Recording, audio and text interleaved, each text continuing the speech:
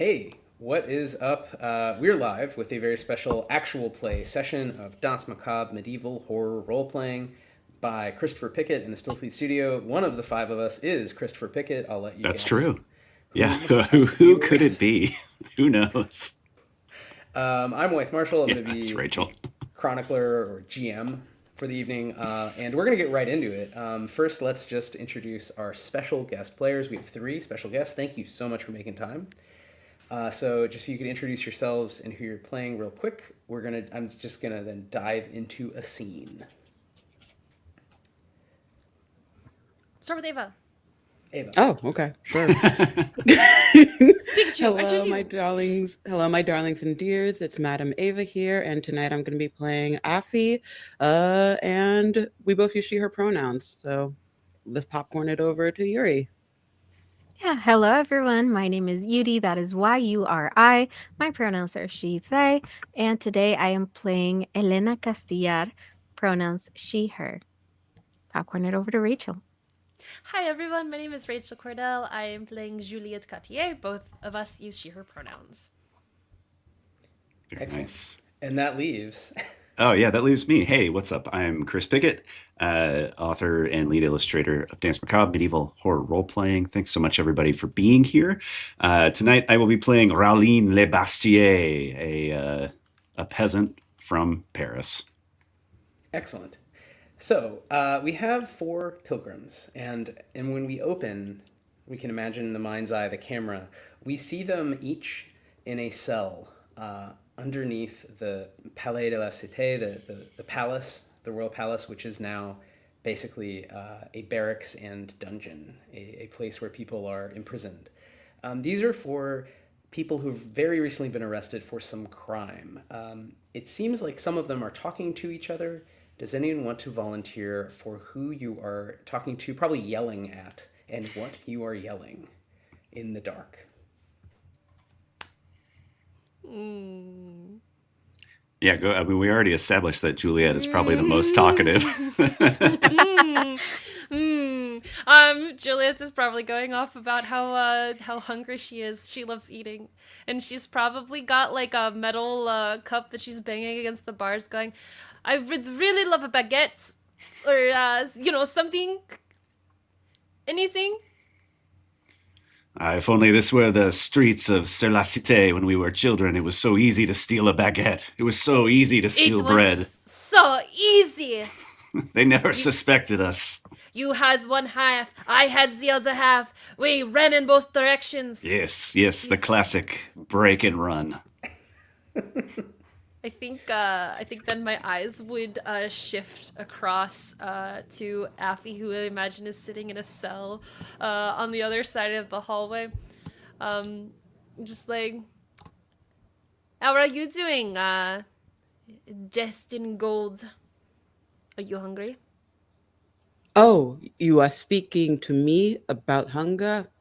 I know nothing of that. The Mali Empire takes care of their people, unlike apparently France. Oh, well, the criminals, we don't get to eat as well as the others, but we can complain about it. Well, you are doing a fantastic job of that. I hope that does something for you. Well, hopefully I do something. One baguette, two baguettes, trois baguettes.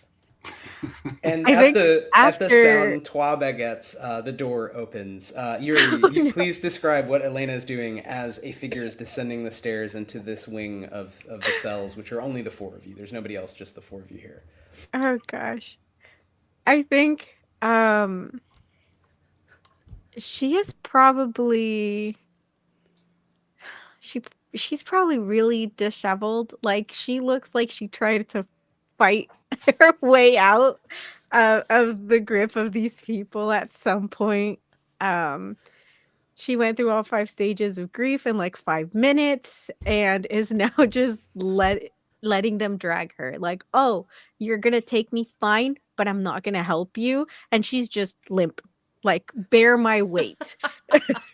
You sound like a cat who was attacked and eventually gave up and just goes like, yeah, noodly. Yeah. And that is exactly it. She is just trying to make it as hard for them as possible. It's like, I know you're going to do this anyways, and I'm going to make it so that it's as uncomfortable and as unpleasant for you as it is for me. Um, and she just gets dragged in essentially. You see she has like a shawl around her head that covers most of her face right now because she's not even, she doesn't care. They're going to put her in a cell for something that she thinks is so dumb. I don't even think she realized that that was a law here. But it is, alas. And yeah, just getting dragged while just hearing banging and some yelling about baguettes. Excellent.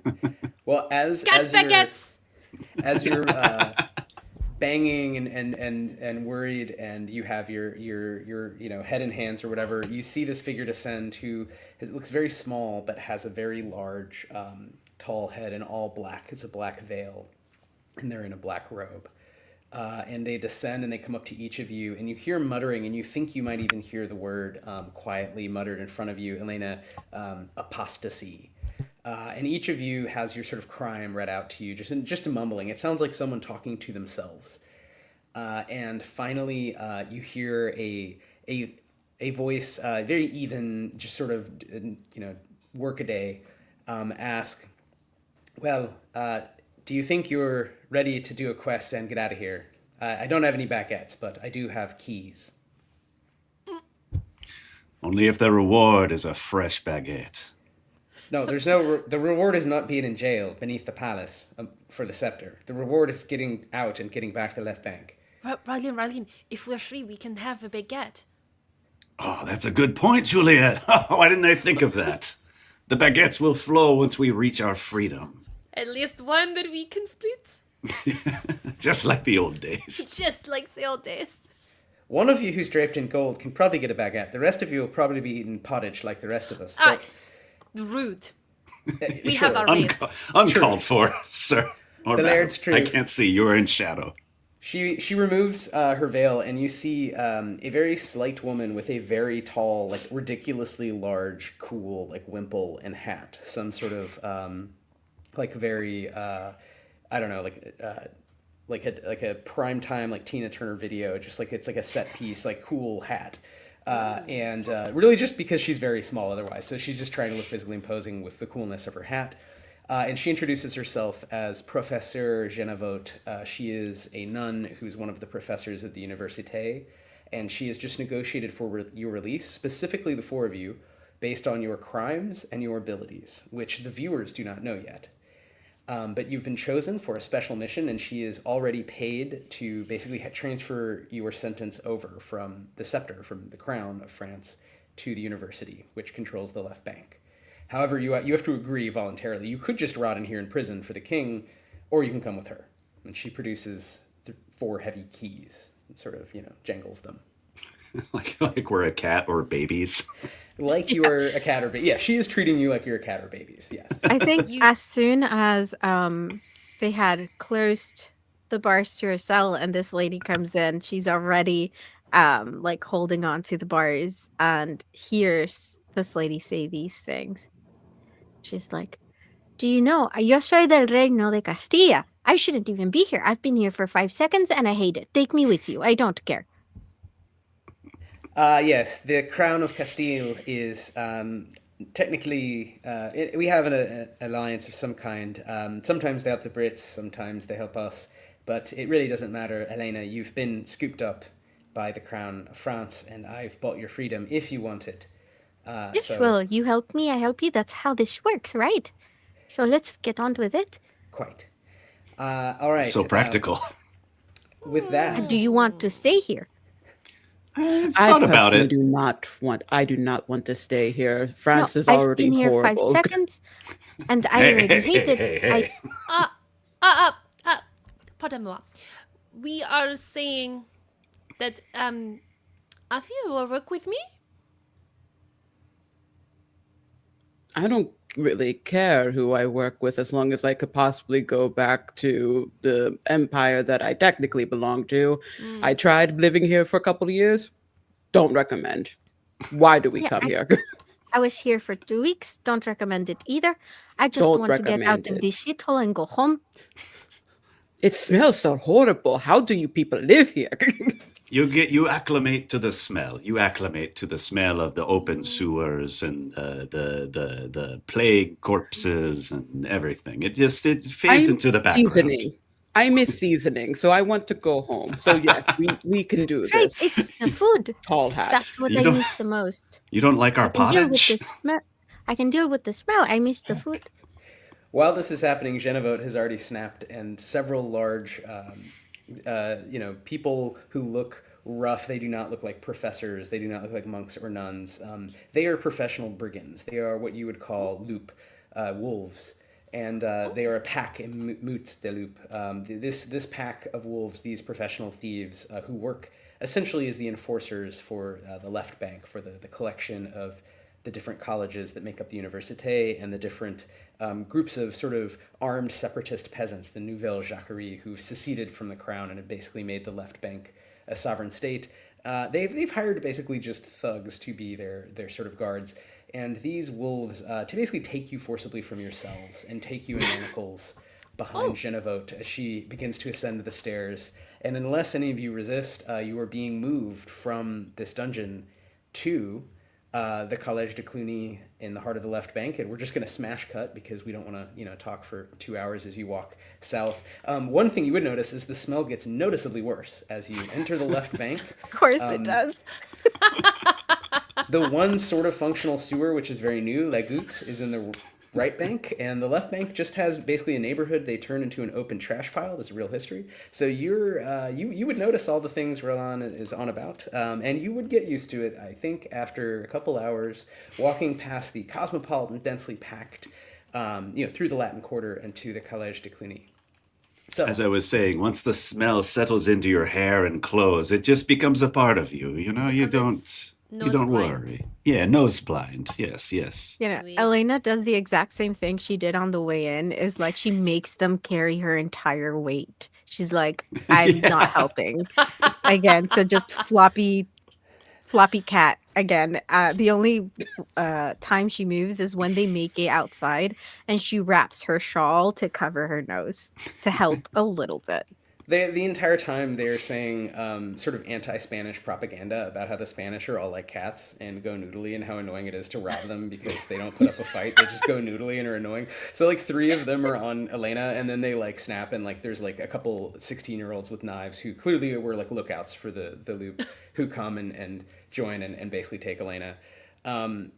Smash cut to, we're in the Collège de Cluny. You were upstairs in a part of the rectory overlooking the heart of the left bank. People are out and about. It's early in the morning. You were arrested basically yesterday and spent a night in jail. You're now out. And a couple hours later, so it's like mid-morning, you're in this nice, well-apportioned, basically abbey. It's actually kind of an abbey that is the satellite of a much larger abbey outside of Paris. And it is now a key part of the Université, and it is effectively the headquarters of the South, the faction that rules the left bank. Genevote is seated at her desk, and you all are standing before her, and she is about to offer you a job. And if you successfully do the job, you will be free of your debt to society here in France, and she will make sure you get some money out of it as well, some silver, francs, the newly minted franc. So if you're interested, then she's very interested in you. She keeps watch on who is arrested by the scepter, and she's decided that the 4 of you are perfect for this job. I'm going to let you all decide why you're perfect for the job once I give you the job. But let me know. Just feel free to interrupt if anyone's like, I'm going to do a shenanigan and use a power and kill everyone instead of doing the planned adventure, because, who knows. Okay. All right. As you know, 30 years ago, there was the abandonment, l'abandon, and we faced the corpses of the recently dead returning with mutations and eventually losing their minds and becoming psychotic, bestial, eating machines, demoniacs, as we call them. And because of the abandonment, many cities had to become fortified and became much denser and higher and even more foul-smelling. Now, Paris is the largest city 30 years ago. It's even larger today and is just full of foul-smelling peoples, and the different factions are basically at war. and there's only so many trucks bringing in corn from the outlying farms and villages and whatnot, and other elements of pottage. Only so many herbs you can grow on your roof, in the street. So many chickens and geese you can cohabit with. So, as you may know, in addition to the sun, which is a reliable source, thankfully, of fish and little bugs and whatnot, most people are eating a lot of mushrooms, and these mushrooms, these champignons, are grown beneath the left bank. We've done a very good job. The South's greatest bargaining chip is the great mushroom farm in the old limestone quarries. However, this vast farm, we realize we don't actually know that much about growing mushrooms. We, the professors at the university, it was all started by a chap you just called the Anchorite. I've gone through all the books, and you see in front of her just massive cartularies. They're basically books listing stuff that people owned, sort of organizational, sort of like accounting books for like an abbey. And she has all of this information on when they decided to give some resources to help grow underneath Paris all these mushrooms.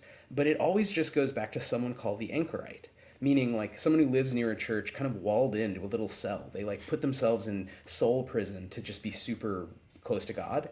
And she doesn't know who this person is. Like it's in the records that there was an Anchorite associated with their order, but they don't know, like they don't have a name.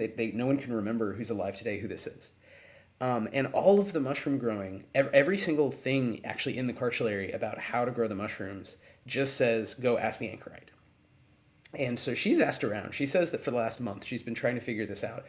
And she basically has figured out that the Anchorite has just never left. The Anchorite has lived underground for 30 years. And they're worried, based on the math, that this person may have died a number of times and may be very close to dying a final time and coming back not as just an old person with a lot of mutations, but as a demoniac. So it is your job to find them and get them to transmit to you all their expertise. And you must do this soon. And I'll tell you why. And I'll tell you why this might be why I've chosen you. You tell me. We have it on good authority that the Crown also is aware of our problem with the cartulary. There may be a bit of a loose tongue somewhere in the Abbey. And the Crown, the Scepter, has sent an assassin after the Anchorite. So we need you not only to find them and get their knowledge on paper for us and us alone, the South, the people, but we also need you to make sure that they're not dead by royal assassin first. So the limestone quarries are vast. You may know this. They're much larger than the other underground areas in Paris souterrain, the under Paris below us. They were large before, and they're much larger now after the abandonment. Lots of people live down there now and just never leave. They're very dangerous. Some of these people are not really peasants anymore. They're something else. There are also demoniacs. There are people who get trapped down there in the caverns, and they die. They maybe die of thirst, whatever, and come back eventually insane. So I need people who can protect themselves. I need people who can find out something about these champignons and help us keep up our operation, perhaps expand it. Can I trust you? And now I'd like each of you to say why. I can definitely trust you. I've already made this decision. I'm very smart, so I must have made a good decision, right? So this would be a good time to introduce. So who do we see as the camera kind of pans from Genevieve to the four pilgrims, the hapless pilgrims whose freedoms she has purchased? Who wants to go first? Me, I'll go first. Okay. Yeah, Rachel goes first. When the camera pans to Juliet, she's just a small little French girl, a little dirty little French girl. The French girl, I mean, like, probably like adult, like, mid-20s, thin, gaunt, we eat as much bread as we can, but that's not nutritionally valuable. Like, don't feed birds bread. It's not good for them. They need nutrition. They need seeds. Like the peasants. The peasants need seeds.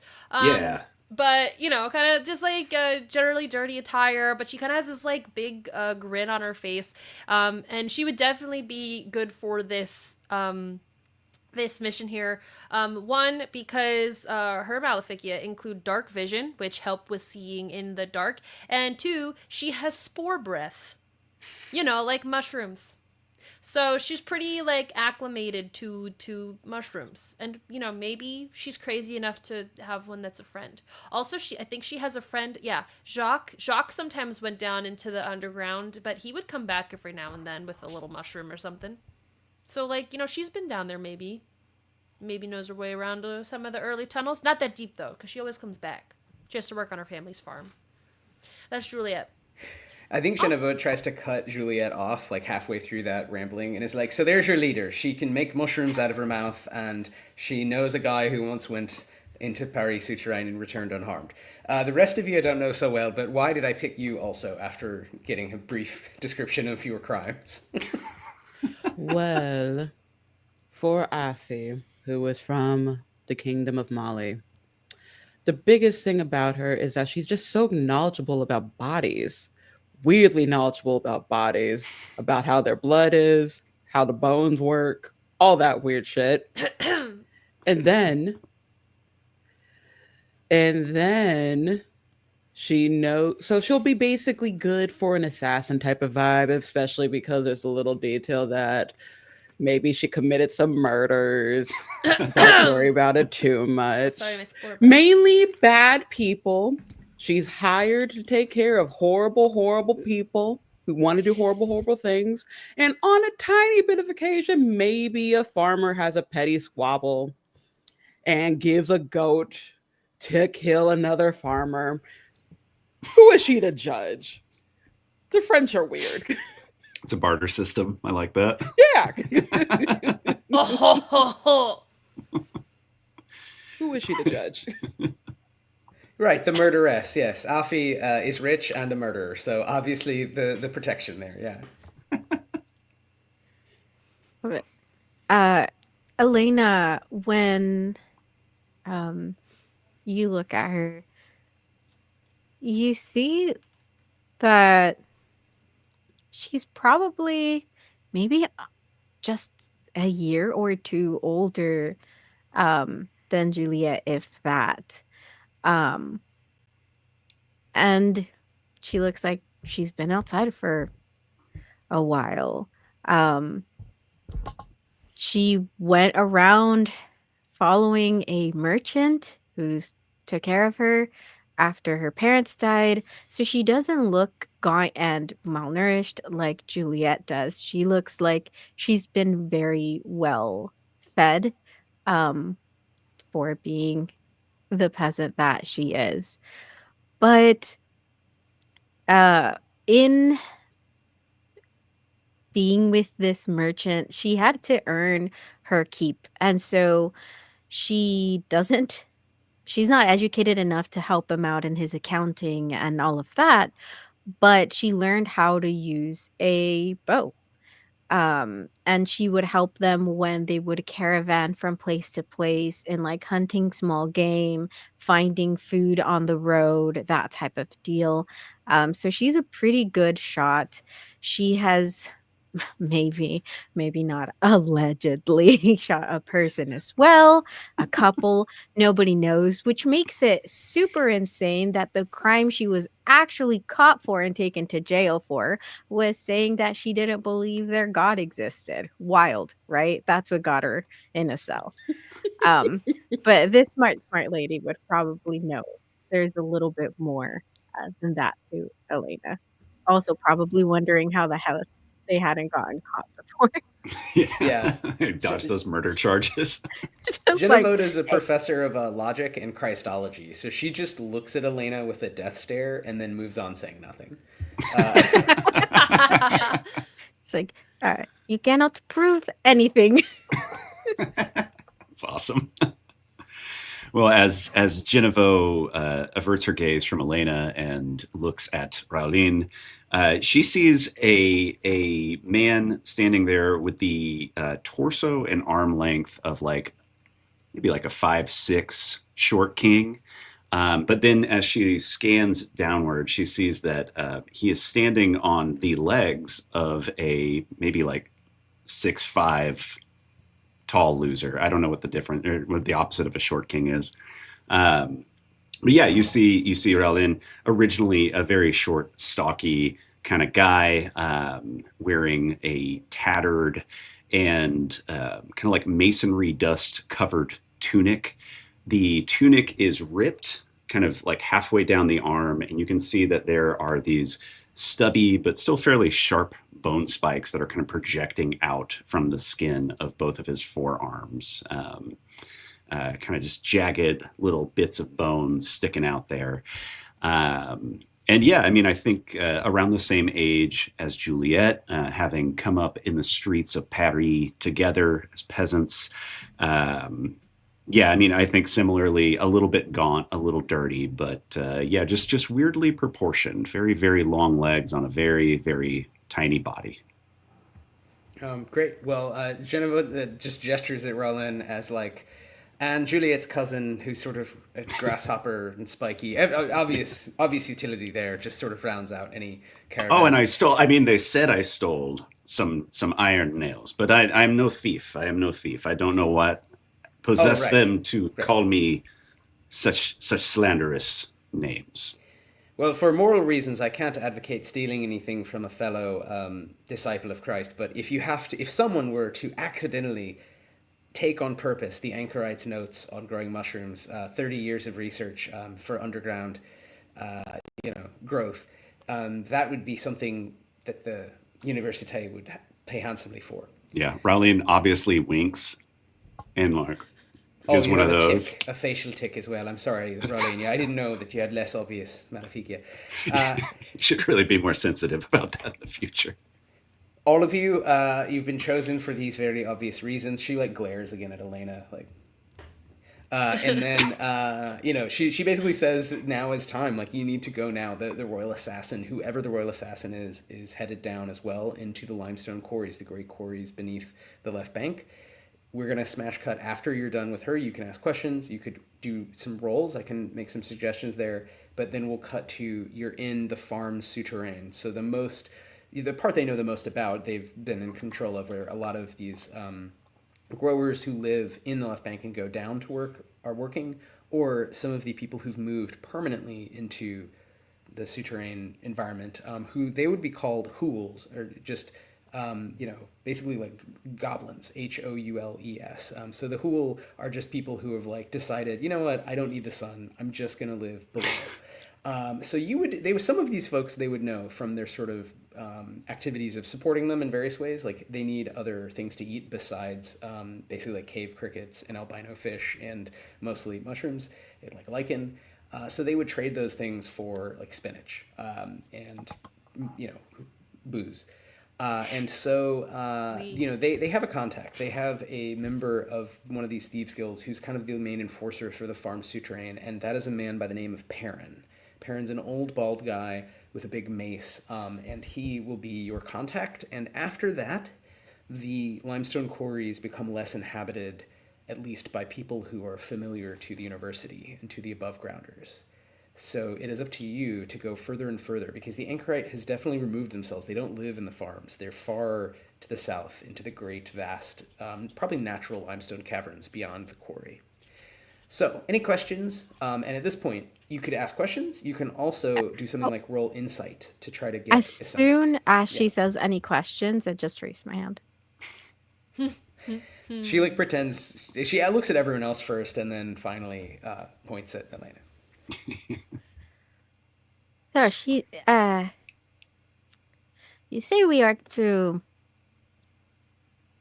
I don't know, go around where there is an assassin? Do we get weapons to protect ourselves?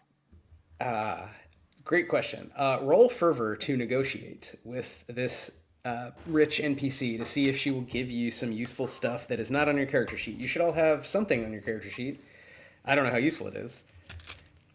Yeah, well, my question would be, like, yeah, it's on our character sheet, but they would have taken our stuff in the jail, or did we get that back? Oh, yeah, excellent question. You do have back anything you had on you when you were arrested, basically anything on your character sheet. I'm just going to say you have all that stuff. She has made sure when you arrived at the college, you basically were given back your things. So that you have. If you want something else, if you want to borrow some cooler weapon, just roll fervor to try to convince her that that is a good idea, good use of her limited resources. A knife. Oh, yes, you can have a knife. She like pulls a knife out of a desk. Yes! There's knives everywhere in this room. There's knives everywhere. Come on, this is medieval times. Everybody's got knives. You get a knife, and you get a knife. Yeah. Love it. But yeah, you could roll fervor to convince her of something, like lending you useful equipment. You could roll insight if you think there's more going on, or you have some specific kind of vibe check or like specific knowledge you want to see if you know or get out of her. And other than that, let me know. You could also use a power, or if you're all ready to Did go. she tell us? Did she tell us, like, how? Like she said, "Oh, we think there's an assassin after him." Did she tell us how they came to that conclusion, or why they think, or if they know who sent them? She did not, but if you ask, she will tell you freely that all of the four great factions, so the three of the right bank, the scepter, the crown of France, the silver, the great dukes, who control basically the economy and also sort of represent the traditional Catholic Church, and the sword, the Nouveau Templars, the sort of reconstituted militant Knights of Christ, who are basically just like insane crypto fascist like bad guys who have a castle in the heart of Paris, which was again all real. They all have their own spies, and so does the South. They have their own what they would call exploratores, and some of her exploratores have infiltrated the sort of parties, the lavish gatherings of the dukes and the king. And they're not really lavish gatherings, but whatever weird shit the Templars get into. And at one of the royal basically parties in one of the royal hotels, one of the royal residences in Paris, there was recently, like literally like 2 nights ago, there was talk of this, that we're gonna get like the assassin, right? Yeah, the assassin is gonna go kill The Anchorite. assassin. So she doesn't know. Assassin. She doesn't know who this is. She only knows that they want to kill the Anchorite, and the reason given was to take back the left bank. I mean, the king wants to send the army to invade and impose martial law, right? Bring the left bank back under royal control, and obviously, all of the people living in the left bank don't want that to happen. So if they lose the mushrooms, if something goes wrong, they'd really struggle, right? They don't have enough food. I say we go for it. That makes sense. I would I like want- to just do a general insight because I don't trust people here. Excellent. As I well you trust shouldn't. blindly. As well you should. Yeah, The two Juliet and ends of the Rowlene are just like, spectrum. sure. Yeah, whatever. So my insight is a D10 and I rolled a 7. Great. Anything a 6 or higher is a success, and a 7 is a good success. If you get like a 9, that's like a really, really difficult roll, and 12 is like epic impossible, right? So 6 is a success, and on a 7, you would get the sense of a couple things. One is she is very old and tired. She's been holding on. She has not died once. She is just a woman in her late 60s who Good for knows you. that at some point she'll die and she'll come back. And she has known this her whole adult life, basically, or since she was 37, so not her whole adult life. But she is terrified, and she's terrified of not necessarily her own experience as much as not being in control of the South, not being kind of running the left bank, because she's worried about what will happen after, and the Thieves Guild's taking over, or the combined forces, the right bank invading. So she thinks anything could be the spark that sets off the powder keg. And you get a sense on a 7, she has hired people who she feels like you could probably do the job, and if you all die horribly, no one will know. And it won't, like, you will not be the part at powder keg just by dint of, you're not like famous soldiers, you're not like heroes of the left bank. You're like 2 cousins who once stole a baguette and 2 foreigners. Not just once, lady.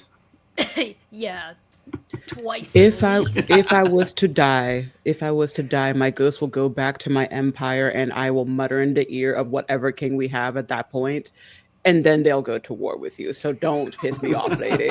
Also, I can give you a death. Do you want a death right now to just figure out how that is, or Do you just want to get it over with? it's you very doing funny. so You bad? really don't like And she Elena, is but not I'm a joking. murderer. She is not joking. Yeah, but you're not an Just apostate. She's just she's feeling the vibes. Yeah. No, if anything, she respects Afi the most, and knows that Afi is a more serious person. But also, she has you. You were Serious arrested. person. You were arrested by the crown for whatever reason. So she feels like, I got a whole thieves guild over here. If you want to go to war with them, like, go to war with them. You think the life of a peasant is not serious? I am offended. Offended. She respects Offended. people who believe something, and she believes Afi has some sort of like ethics. She's not so sure Rowan and I Julia. have words to say about that one, but I will hold my Like tongue I for now. said, it is not my fault if a farmer gives me a sheep because he is angry at another farmer. Just take it up with that farmer. You leave our uncle out of this. Nothing for this. So 17 back and forth like rap battle style duels about Bible parables and like folk sayings from the Empire of Mali later. So like 20 minutes later, are you all ready to get on this journey?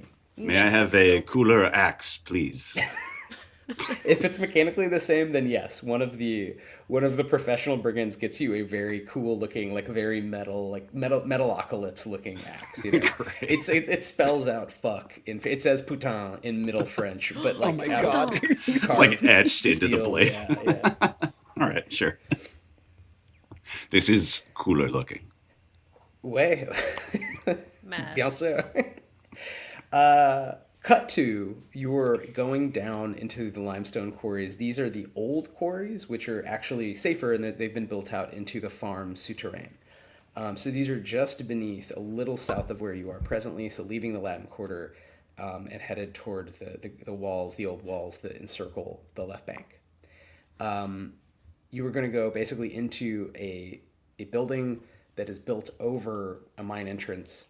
And since, for a long time, this building has not been used in the mining trade. The easy to reach, easy to mine limestone just beneath has long been quarried out, like literally 1,000 years ago.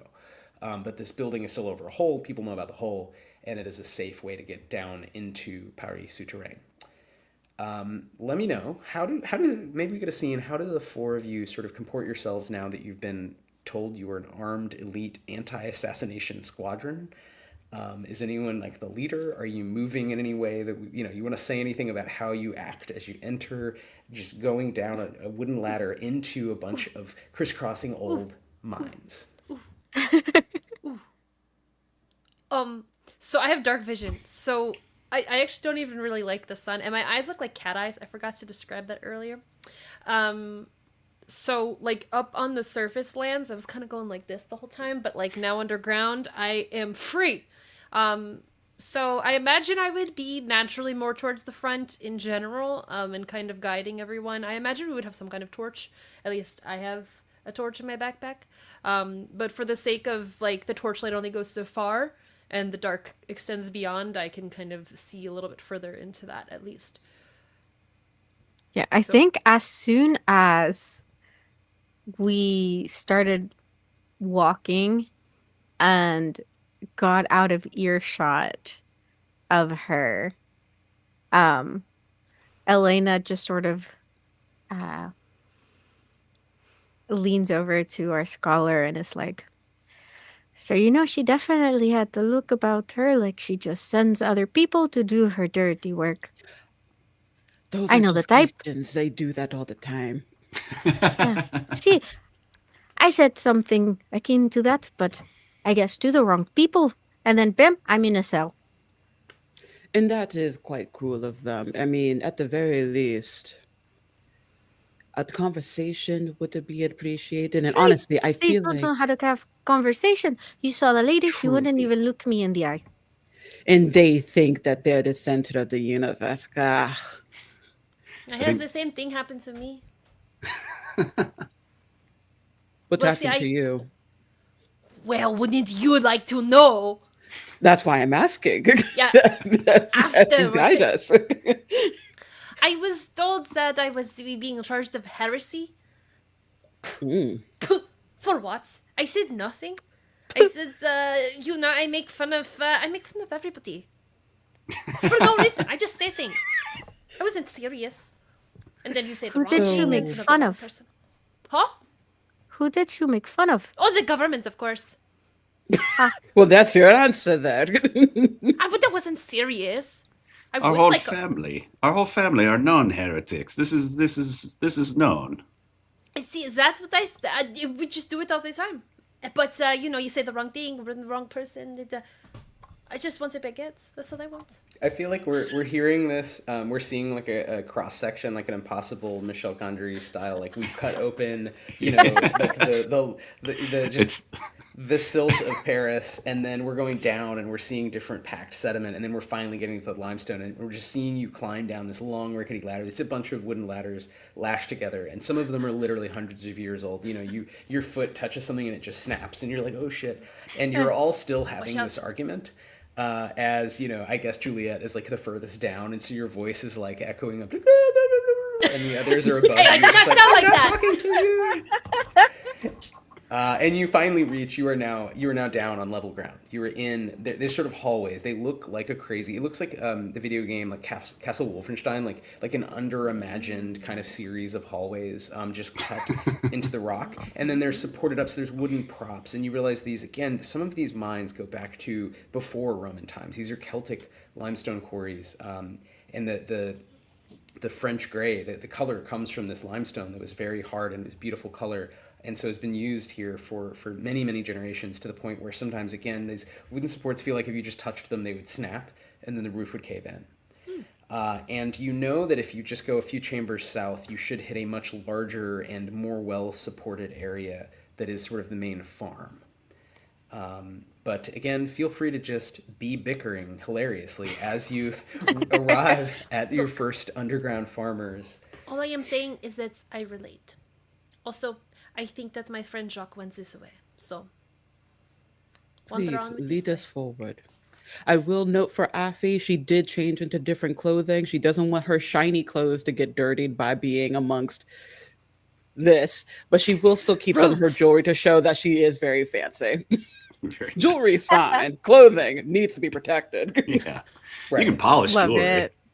Yeah. Yeah. Get people to do it for you. What do you mean? Yeah. Yeah. You can have someone Me polish, polish your my jewelry. own jewelry? I Insane. can pay a farmer I will that. polish your jewelry for you. You will take the jewelry. I will run away with the I jewelry. don't trust. You keep looking at me strange. I don't trust you with that. Look, don't ignore the mark on my neck that points me out as a thief. I didn't steal those nails. I don't know why they said I stole those nails. I'll polish your jewelry for you. No problem. Insight check you. Should we do a contested roll? Let's do a contested Yes! roll. Oh, Let's no. roll something. All right, so I'll be rolling gonna roll fervor. fervor? Yeah. I'll be rolling fervor because I am trying to convince you that I am not a thief.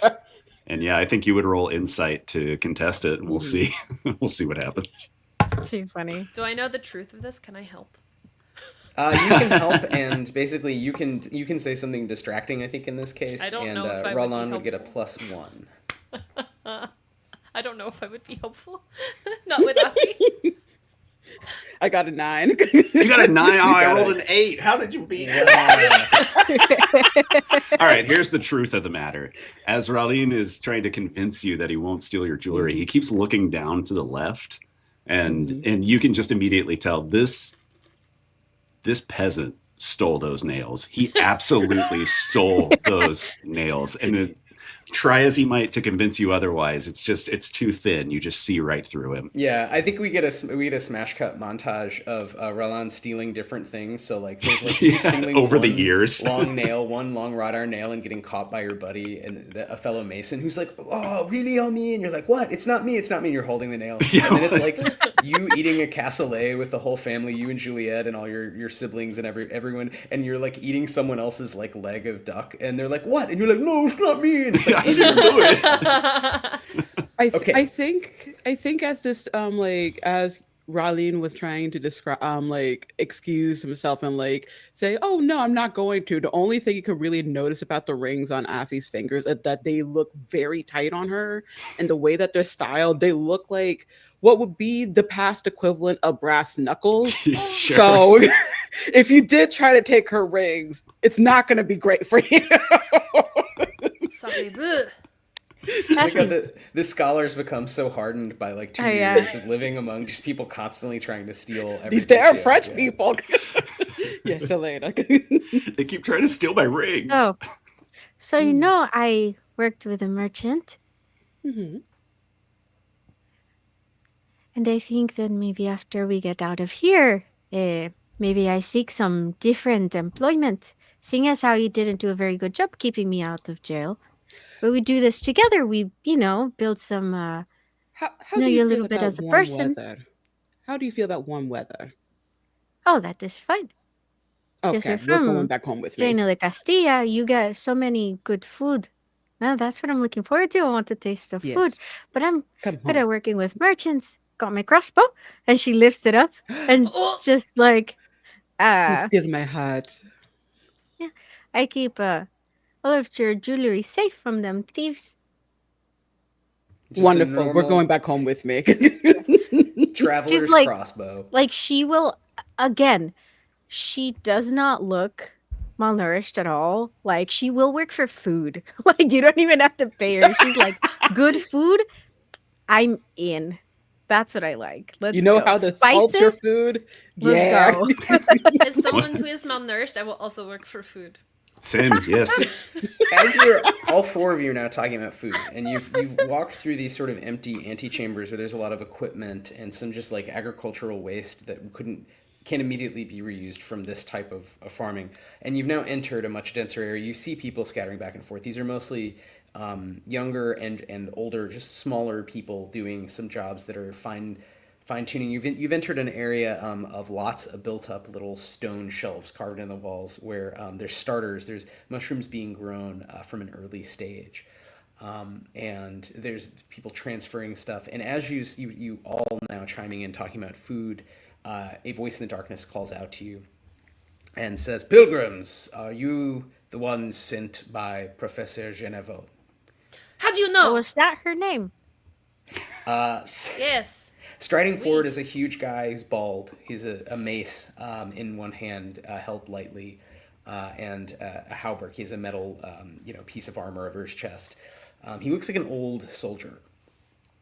He has pretty much no hair, and you hear as he strides forward. It sounds like voices are coming from within his hauberk, and maybe you even see like a little bit of something along his neck, and you hear other voices being like, "Fuck those guys!" Like, yeah, we're gonna totally fucking we're gonna make fun of them, and then we're gonna stab them. I don't even have a knife. Well, we're gonna get a knife, and then we're gonna stab him. And he's like, "Oh, ignore that." Trustworthy. Yeah, so you're talking about that older lady up there with the perpetual frown? And the big hat. Yes, the hat, yes. the hat lady. The Yes. ugly hat. Some people think it's cool. Yes, Professor Genevo is the professor of Christology and logic at the Collège de Cluny. She has told me by a messenger, that she was sending down a few pilgrims to help us out with a little thing she and I have been thinking about following up on. You must be they, right? You don't look like you're here to work on the farm. She holds up her crossbow. Traveler's crossbow. You must be a pilgrim. Yeah, Rowling holds up his And I know how to use it axe. too. I hold up my knife. I Excellent. also have a Spear. quarterstaff, but I have the knife. Excellent. Every time you Spear say and a voices, dagger. Brandish our weapons. the voices from the little mouths all over his body say different conflicting things, like, "Those weapons suck," or "Yeah, steal their weapons." He's like, "Just ignore my many mouths."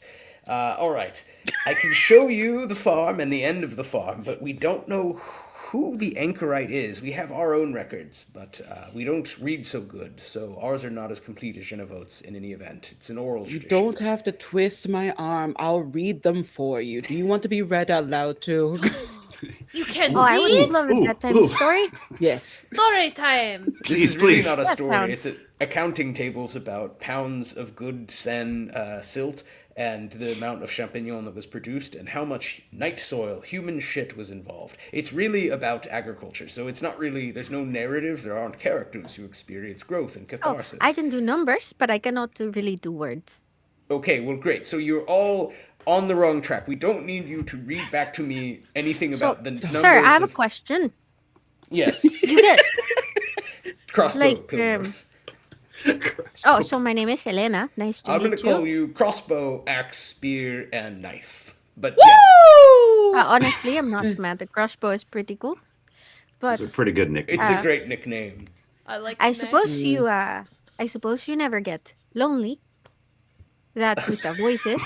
on the side of your face. We hate this guy. Let us free. I'm the big mouth now. He's like, no.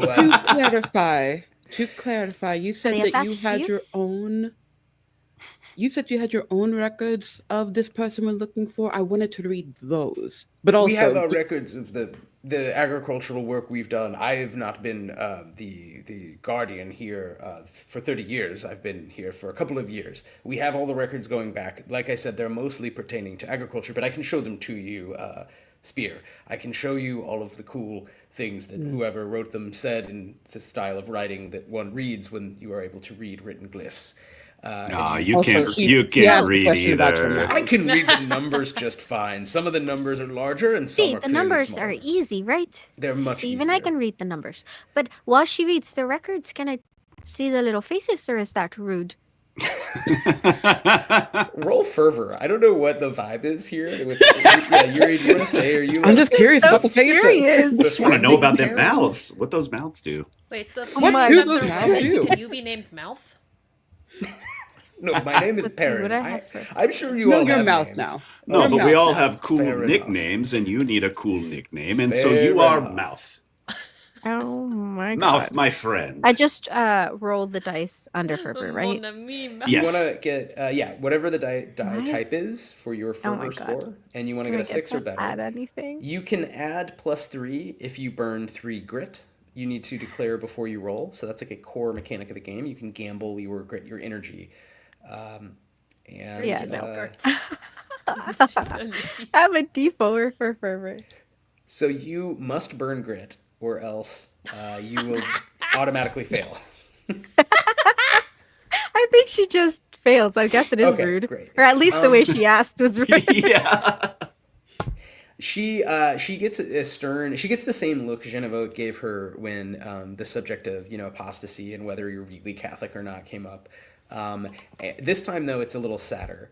I will say, since the people want to see the mouths, maybe we cut to the day before. We see Perrin working shirtless without the hauberk.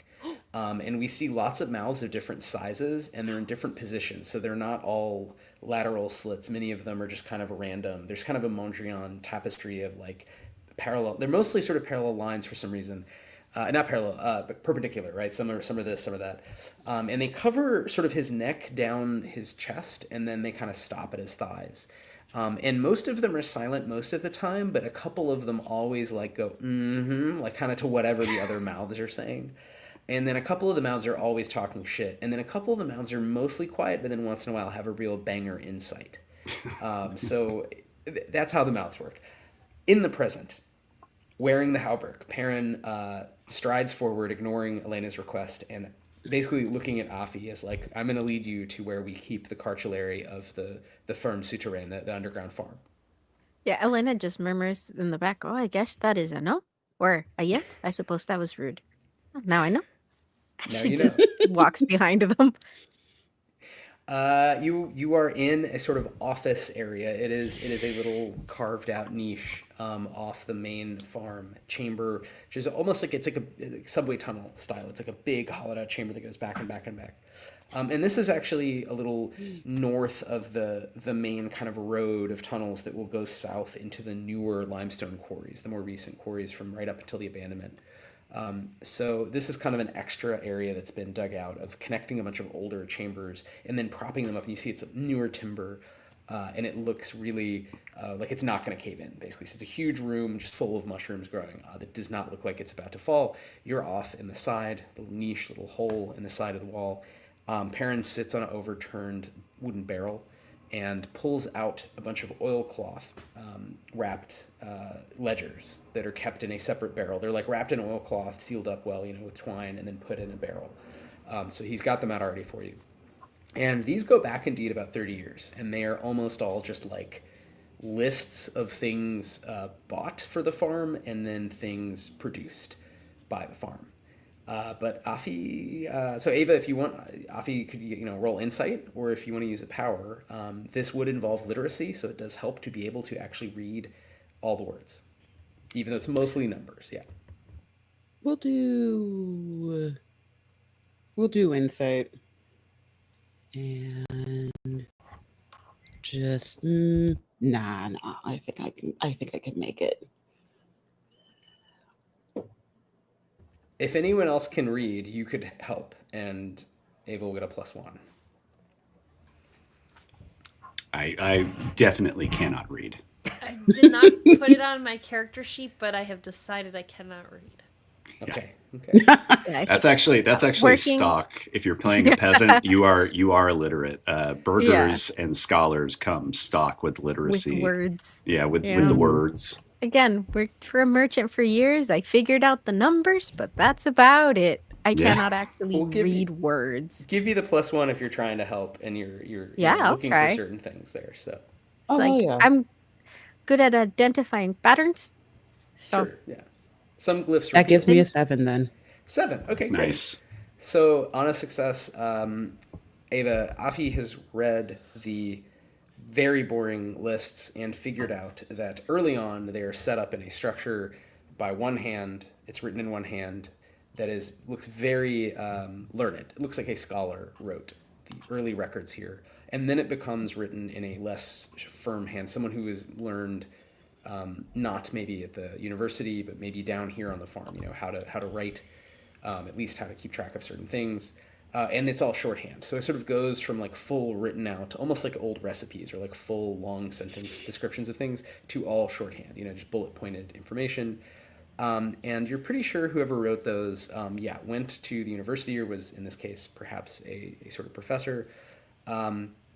And you only catch, I'll say on a 7, you do get a clue. You just get this note. There's a break, when the handwriting changes. And it says, that it's like a one sentence, not a long letter or anything. It's just a general announcement like, hey guys, like, I believe, the abandonment, it's pretty clear the Christ is all everywhere, something has changed. I have to figure this out. I have to figure out like what is going on with sort of God. So I need to retire again to another anchorage. I need to leave. And this would have been, it looks like 20 years ago. So it's been a while. Like most of the notes are not in that original hand.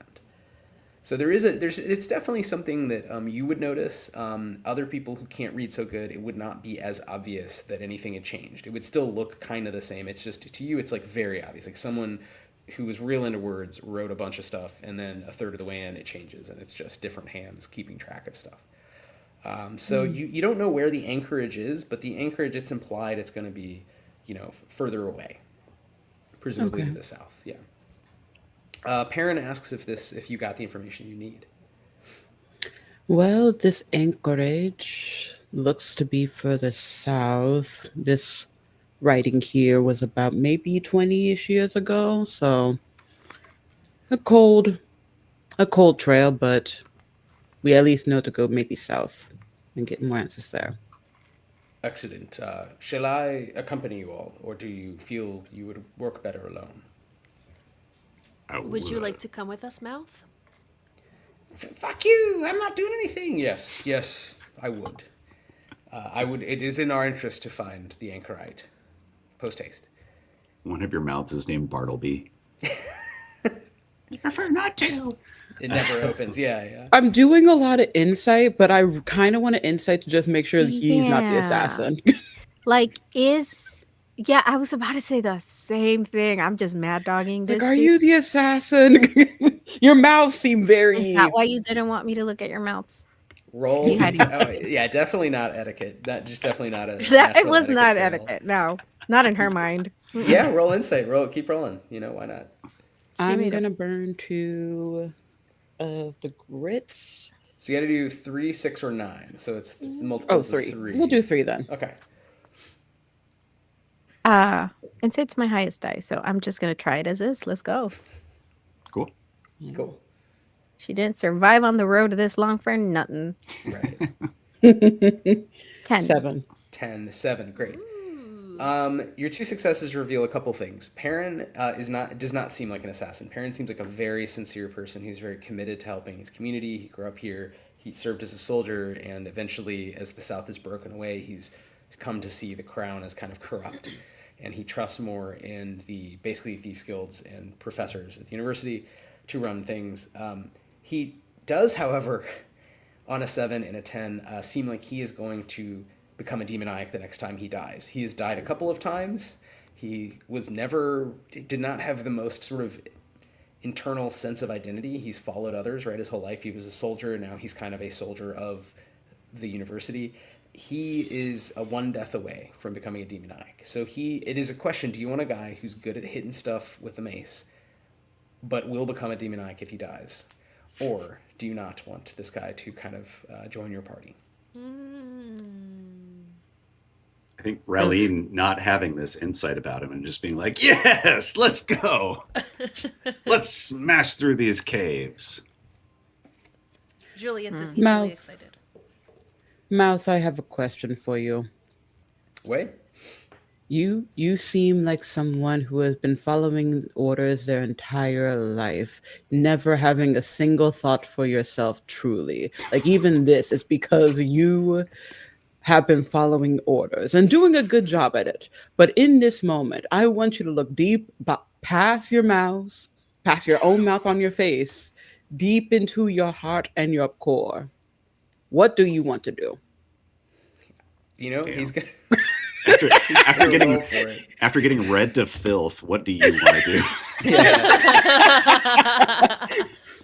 I think all his mouths go quiet. They all are like they're all trying to come up with the sickest burn and can't. And you've kind of shut up his mouths, and he's like, whoa.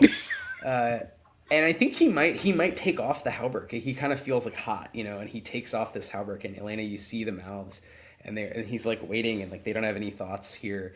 And he says that, you know, he wants to help, and if but you would have to tell me if you think it would be helpful. Do you want me to wait here and see if I can find out who the assassin is from the farm? But what if they don't come from the farm? There are natural entrances further south. What if they've gone a different way, or what if they've already gone south?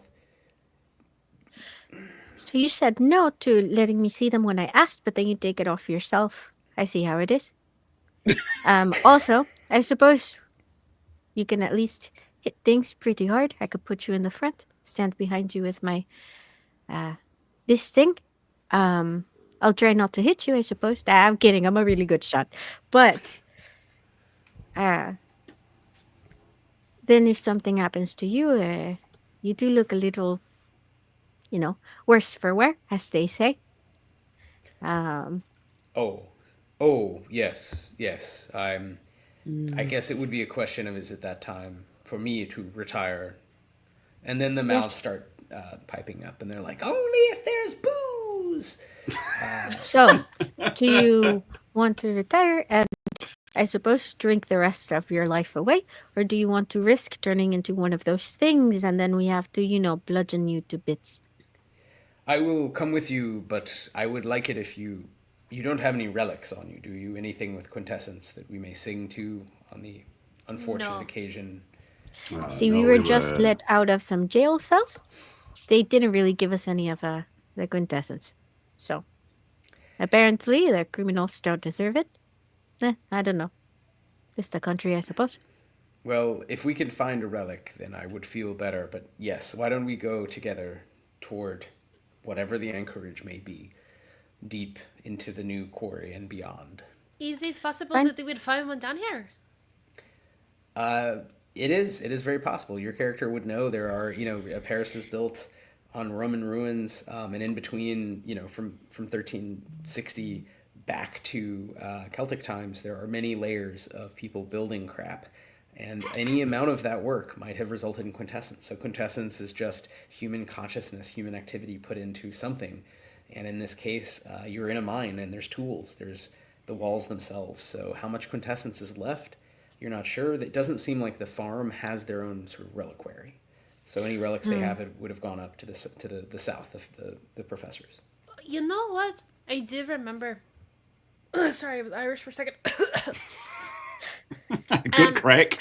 It's the spores that are Irish. Spores are Irish. Oh no, the potato famine. The potato famine. Yeah, but to say you have the potato famine in you. Do you remember? I remember. Jacques. Jacques had a reliquary, and he found one. So there's more down here.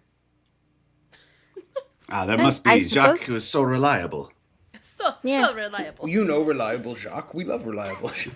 He's our friend. He used to work a shift at the. He's like it's like a co-op. He would work a shift and get some champignon. He's a great worker. All right, well, I suppose you can come along. Just not going to let you walk behind me, so move to the front. Excellent. He goes to the front. He's going to go where you direct him.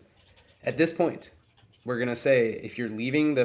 So there's a couple things. You could look around the farm souterrain and see if you find any clues or anything like that about the identity or current disposition of the Anchorite. You can also just leave, and there's a couple ways you can leave. You can go into the new quarry, so you can just keep following the mine tunnels. You can take the underground river. There's a place where you can enter an underground river and in the darkness float south toward the unknown. Or you can try to find a natural cave. There's some tunnels that go off into natural caves and try to go that way. Some of the people here might know more or less about those areas. Perrin really spent most of his life above ground and knows the farm area, like the large cavern inn, very well. He knows like the back of his hand. He does not know much beyond that. He's not spent a lot of time exploring caves. He pretty much works here and then goes home. Yeah. So Elena did learn her archery skills by hunting small game and things like that for food. And so I do also have the tracking power. So I'd love to look around and see if I find anything that might help me begin tracking. And if not, then, we'll be stopping to see if I can find anything. Excellent. I love the idea of using track. I'm trying to think, Chris, in this version of track for Danse Macabre, is that something you could use? Would you need a good clue to get started, basically? No, not as written. No. Okay. So this is burn 3 grit and make an insight check. And if you get a 6 or higher, you can find I'll say you find a clue. You sort of get on the trail, right? And if you were already on the trail, you would have a really good bead on where someone is going. Yeah, I do. This looks like it has like a duration. So I would have to be making this every so often to stay on track, I suppose. It takes 10 minutes, and then you can keep tracking as long as that trail exists. So if you're following someone who's bleeding, you could follow that until they crossed a river, right? Well, Yuri has a specific power for pilgrims, which is it adds on to the tracking basic power. Oh, okay. Well, then even better. But I think to start, right, you'd still burn 3 and make an insight check. Oh, no. I'm sorry. Yes. Yeah, no, I misunderstood. So it takes 10 minutes to get started, but then it's ongoing from there and lasts for an hour. So yeah, you can track for an hour at a time. All right. So I burn my grit and I roll. Thankfully, my highest dice. Let's go. Let's go. Another 10. Hey. All right, rolling hot. Who are you trying to track? Let me ask. What is your understanding of who you're trying to track? And then I'll tell you. So the last person to write in that book, they got that book from somewhere. Where did you get that book? Is there anything around that area that would have belonged to this last person who wrote in this book? Because that is currently the only real clue we have. I see. So you want to go back to not probably the last person, but before that, who would have known the Anchorite? Is that kind of the vibe? Who would have known this person? Sort of. Because Perrin's written in the book, so but yeah. So she's gonna look around where they got the book from to see if she can glean anything from there that would help her find a starting point for them, essentially. Sure. On a 10. You find something directly related to the mushrooms themselves. That there are sort of normal mushrooms grown in the dark with there's torches up around, but there's limited light. It's very murky in this big cavern. And then there seem to be some that are, and most of them, they've gotten really large and beautiful. They're really good at growing mushrooms. So there's all these kinds of, there's some wooden sort of potted areas, and then there's cut into the wall, there's stone where there's just piled up mounded dirt, and there's just mushrooms growing everywhere in this big chamber along the walls and along the middle. There are also some that are very small, and you think, if you kind of squint, it's almost like they're glowing very, very, very, very, very, very faintly. or something. Maybe glowing isn't even the right word. There's just something about them that's different, and they're much smaller, and they're just here and there, and it seems at first random, and then you realize it is almost a trail, and it seems to be that there are much more of them around the sort of book nook, the little niche where Perrin has stored the cartulary of the farm, the record of sort of the produce. And if you follow the trail, it's like a scatter plot. Like it's random, but it's not random. It's like leading south, and it's leading into the darkness. And I will say it's not leading to the underground river, and it's not leading to the natural limestone cavern entrance. It is leading to the new quarry. It's leading into the mined, like hallway style, a skinny hallway that just goes southwest. So that is what you get basically. You're like, this is weird. It's a pattern. It's the only pattern I have here, and it ties the book nook to the south. Okay.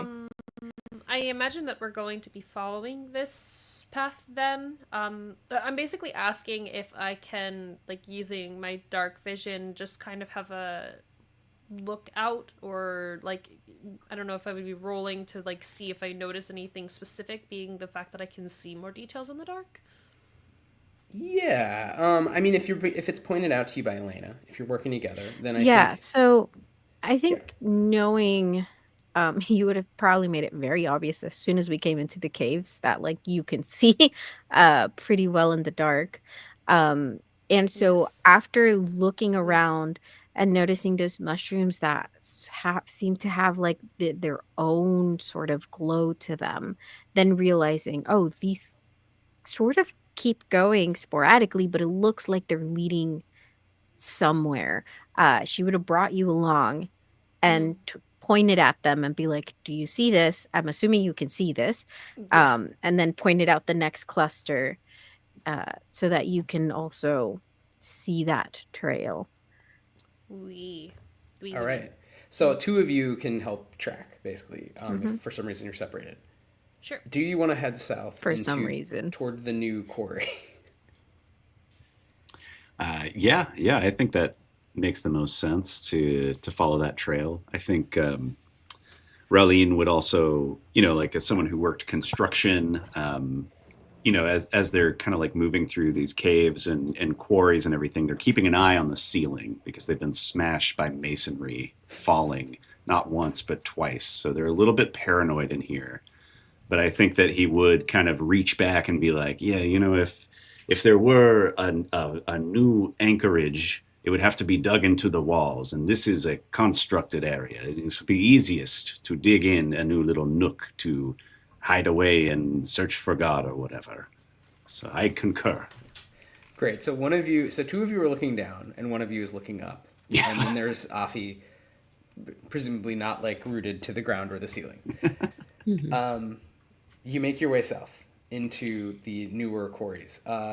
These are a little more stable looking and much more regular and much, much vaster. So as opposed to the sort of random Celtic and Roman mines, you're now in these medieval mines, and there's just a lot of them. And it's pretty much one main kind of hallway connecting these pockets of other side hallways that goes south and south and south and south and southwest. And off to the side, there's hallways that have these other sort of, it's just like a line with like a bunch of lines hashed through it, and then each of those has tons of tiny little hashes as people would dig out limestone. And it's all dark. There's no people here, so I'm gonna need a couple things. One is we're gonna do what's called an insight navigate check, which is to sort of figure out where you're going, follow this trail. So I think if you're following the trail, it has to be either Elena or Juliet making this check. It's an insight check, so if Elena has high insight, probably want it to be her. And if Juliet's helping, then you roll the +1. I think I will help. Great. You could also be like, I'm going to screw this person up, but let's assume you're helping in that case. We're also going to roll to see just generally the dangers of the Lutetian Vault, the underground area of Paris. So let's first get that insight check and see if you are somehow lost, if there's a cave-in, something like that. 8 + 1. Okay. So 9. Excellent. So you've avoided anything like a cave-in. You've stayed on the trail, and you've not stumbled into an ambush. So I will say as you go, Wow. more and more of these halls are cut by they kind of hit onto natural limestone cave openings. So there's sometimes just areas where they're like way like, the ground falls away, and there's sometimes areas where you can sort of see a crack, and like they either stopped or continued for whatever reason, and there's some reinforcements in wood or not. But eventually you get toward the end. You've been walking for several hours now. You're probably tired. Parents' mouths will not shut up. and and as you hear parents' mouths talking, you do hear some of them trying to shush each other, and Perrin kind of yells back that there's people ahead. And Elena would, if you're sort of navigating, you would be like, okay, well, I'm sure we're following these little mushrooms, and there are more of them again. So it really, like, you thought the trail went cold at one point. It was like very sporadic, and now there's more of them picking back up. But you do hear voices in the depth speaking some sort of dialect of French in the, a couple rooms down. More French. Juliet, do you see anything? Because you can see better. Yeah, looking ahead into the darkness, can I see more French? Yeah, do you want to give me a finesse check to sneak The close words. enough to see the cartoon speech bubbles? bubble. No, but Yeah. No, to see the French. Give me that sneak check. Yes. I rolled a 4, but I got a mighty fine grit pool You're here. gonna burn 3 grit to I think instantly I will. transform this into a 7. Okay, great. I will. Burn that grit. You get a 7 in that case. So I do. through a lot of effort, this is maybe harder than you think, sneaking while also parents' mouths are going, and you're just distracted. But you do kind of avoid kicking a rock over in the dark, and you make it right up to sort of a corner, and turning down the hall, you hear voices, and it sounds like a couple of people speaking a bizarre sounding dialect. And they are basically saying that they really aren't sure when God will return, and they're not sure if they're allowed to like go get some food. Like, it kind of sucks just waiting for like word from God in like an abandoned mine shaft. Ooh. And it sounds like there are, I'm actually going to roll for this. There are 4 of them total. You hear a couple sound younger and a couple sound middle-aged. Do you think they are speaking of the Anchorite? Are they waiting for the word of God from them? Well, before we get Roland's reaction, I guess does Juliet like return quickly and say this? Or are you going to listen in for a bit, or what? What more information can I get from listening? You could just hang out for your party is just back there waiting, like hanging. I mean, if they're just kind of generally chatting about, like, that they're just waiting around for, then I would return. Like, I mean, yeah, roll insight, and I'll tell you after you listen for a bit. And you're like, who are these people? Yeah. Okay, that's a 5 on the die. 5. All you know is these sound like hools. They sound like people who maybe have been born here, but they certainly do not go above ground at all. Their accent is evolving rapidly in the dark. Oh, I see. Yes, then I would return. There are more French, but I think they are people that just exist down here. Oh, la houle. Yes, exactly. We may be able to talk to them. Right, if their dialect is close enough to ours, maybe. Well, I understood that they were looking for someone. They were waiting for God effectively to allow them to eat.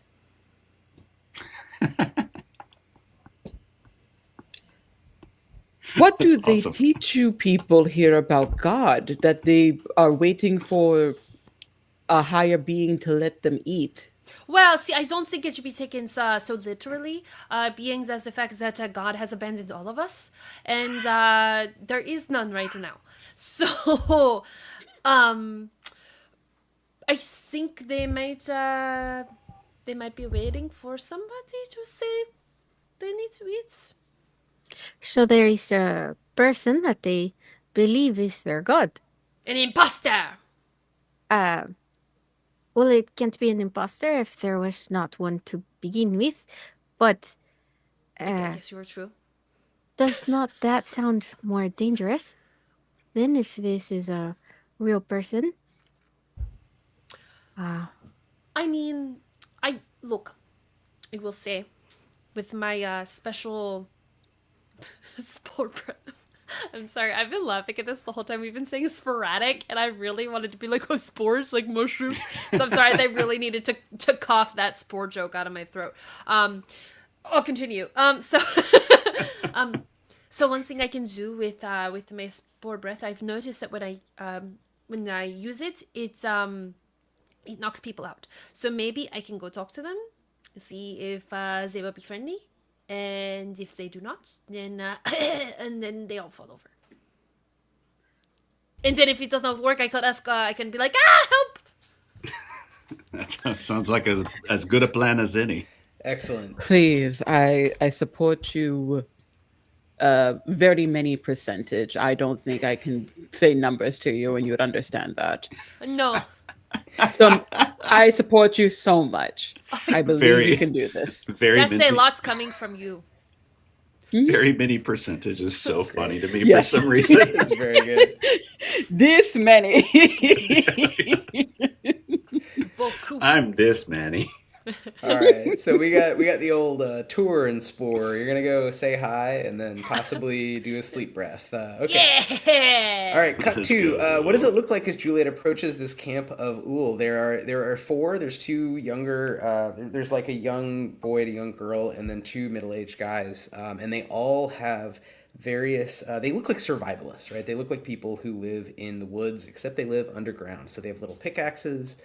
So imagine like real medieval peasants, but just like LARPing as gnomes, right? Like they live here, so they have all kinds of things that would be useful if you lived underground and you're trying to, you're drinking water from like underground tributaries of the Seine and like the aquifer. I don't know how to work, but they figured From it the out. Seine? Their teeth are awesome. Very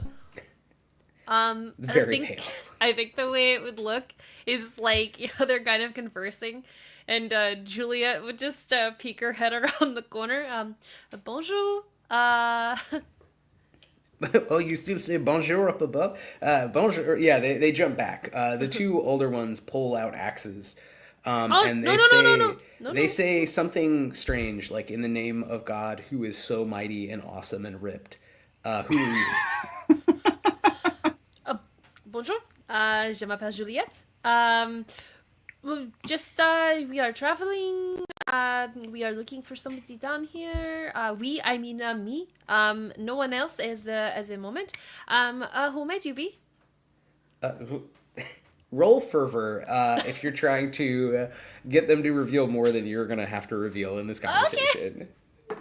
I'm just curious how charming Julia is to these folks. Wow. Well, that's a 2 on the die. Okay. So, I'm going to help that. I'll burn 3 more grit. I can do that. Okay. That would beat then. So that's a 5, and I got a 4 for them. So that you're basically a little more charming than they are in terms of these two strangers meeting in the dark. Well, the I am two more clean. older ones are very suspicious, and they're kind of like, who the fuck are you? But they do let on that they are essentially religious pilgrims who live down here, and they're raising a new generation who've only ever lived in the tunnels. Mm-hmm. And they have left the farm souterrain. They now live in the wild. They have like a camp in a natural limestone cavern. They won't tell you where, but off one of the mine shafts, one of the many, like hundreds of mine shafts. And they are here waiting for God to return. God was given a cool special mission and then they like debate a little, sort of this weird religion. They're like, yeah, but by even bigger God. I don't know. God gave themselves a mission and they're going to come back. And they said they might need our help. So we're here as lookouts. Thanks for identifying yourself. That seems moral. Of course. So you say God. Does God walk amongst us? They, What if God you haven't was met one God of us? down here? No, I really, I have only just come down to visit, and I have not met God yet. If God is on the missions, then I would not have met them, no. The kids chime in and are like, she would know, and the adults are who you gather, like maybe brothers, maybe cousin brothers. They're like, yeah, you're right, you would know. You're like 12 feet tall, ripped. You would know if you met God. Okay. Well, in that case, you're in luck. You could join us. You can camp with us. We have very little to offer, but we're humble folk. We're happy to share. If you want, it's just you. You used the plural earlier. So which we yes, caught, I do have friends. They are scared. I am the brave one, so I came forward, to you know, offer the knowledge that I'm here. But may I bring them? They are also we are all just on a mission, of looking for somebody down here. Is this okay? Who are you looking for? There's not a lot of us who live down here, to be honest. Most people sort of live near the farm. Yes, it's someone of the farm. Somebody who is a farmer, who knows about the farm. The younger boy is like, is God a farmer? And they look and they're like, no, that's ridiculous. God just kills and eats what God wants. Farming is for the weak. You know what? I will go get my friends, and then you can ask all of us. We are not trying to harm anyone of that is here. One of the older brothers whistles, and the girl kind of stands up and goes with you, like is like following you, and the rest of them are just gonna wait there. Sure. We walk down the hall. She whistles as she goes periodically, and you realize it's like they know where they are in the dark because they are like they're doing some sort of what's the movie about the aliens who hunt by sound? They have like some sort of like plan that involves whistling. So there's a lot of whistling in the dark happening. That makes sense. Whistle location. Yeah. Whistle location. Love it. I think as you approach the main party, you just hear Raulene whispering very loudly to Perrin, to Mouth, and just being like, "So do they eat? What? Like, do you eat with them? What is the deal with all these little mouths? I want to know more." Oh, the meat? And then they're like, yes, feed me, I want a ham. No, they don't eat. Yeah, it's a little shop of horrors. I like him too. And then I think as we like hear the whistling, like Elena looks over and like brings up her crossbow. Juliet, you're being followed. She's making noise. I don't know how you haven't noticed her before, but there's a tiny demoniac behind you. Pardon-moi, I brought her. I'm sorry, I did not get your name. So in the dark, your eyes adjust, Elaine, and you realize you're pointing your Pilgrim's traveling crossbow that everyone has who travels on a 14-year-old girl who introduces herself as Hillary, as Hillary. And she says she does not seem to notice that this is odd. She thinks this is a very normal way to greet people, is immediately draw arms on them because that's what everyone does in the dark. So she pulls out a knife. She's waving around a knife, smiling like she's really pleased to just be among non-Uhl. Like she's asking you if it's true that there's plants that grow upstairs. She always just calls it upstairs, that can make. She basically describes a baguette in detail, but as if an alien, like a Martian. Probably not a baguette, like a round, like a bread. She describes bread and is like, is that a thing? Is that a thing that was made up? My sweet, sweet child, you have not experienced the pure joy of the break and run baguette. We will have to show her. We will have to show you our ways. But Hillary, these are my friends and Afi. Wow. I love that so much. I need ice over here to treat that person. No, I love it. Yes, I am the Afi. I come from a faraway place. I believe the Europeans call it Africa, but I come from the great Mali Empire. You are welcome. She like To bask in is my unsure what presence. to do. Yeah, she bows. Yes. She's like, She okay. curtsies. She asks Yes, if yes, yes. Afi is God for your group, the way that God is God for her dad. Yes, I am. Yes, I am. Look at how I dazzle. You did this to yourself, Juliet. Trent, no. I mean, if she pays me enough, she could be whatever she wants. Honestly, I'll call her anything. This girl is so confused. Ilari sort of is like, okay, let's go back and talk to the others of my family. What is pays? Yeah, what is money? And, What is money? Wait, is bread real again? Can we talk more about foods that I've never experienced? Like she's just like listing like the 100%. things she's heard of. So you called her our god. So that means that you have your own god here. Oh, we, of course. Yeah. They are waiting for God to come back. Apparently, he's 12 feet tall and ripped. Right. Does yeah. your god live in a wall? Great question. Why don't you? Do you want to roll insight for her? Why don't you roll a d6? If you get a 6, I would love to. She knows so much. I would love to. If you don't get a 6, she is a 14-year-old who has grown up in a cave. All right, let's see. Rachel just broke me. Just singing the Attack on Titan theme song under her breath as if we weren't gonna notice. Look, I'll just drop a subtle Lost Requiem reference in there. Yeah, hell yeah. You're not going to believe this. I did roll a 6 for her. Awesome.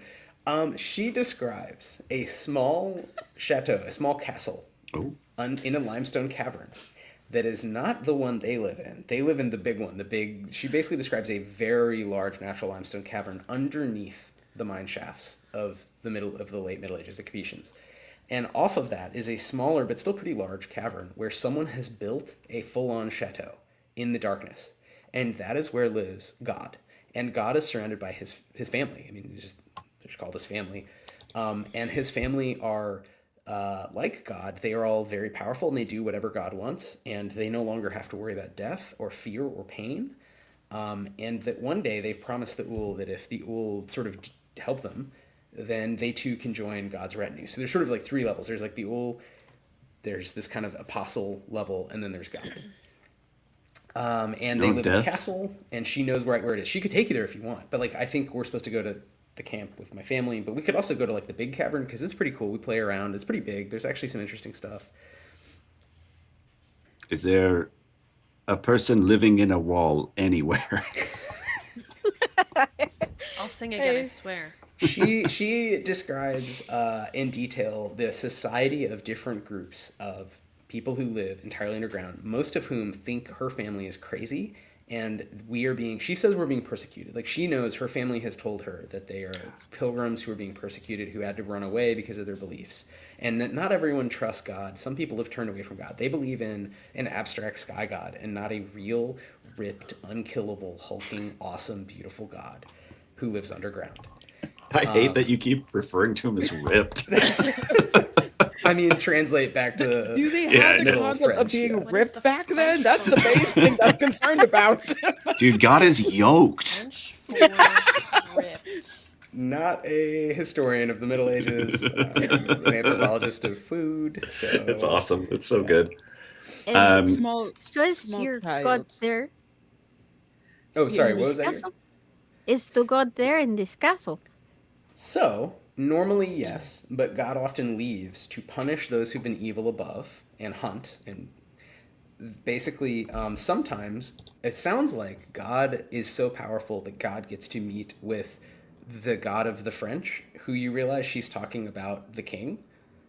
And so sometimes God meets with the king. And, on a 6, she just knows all this. She, hangs out. She is trusted by the apostles, by the retinue.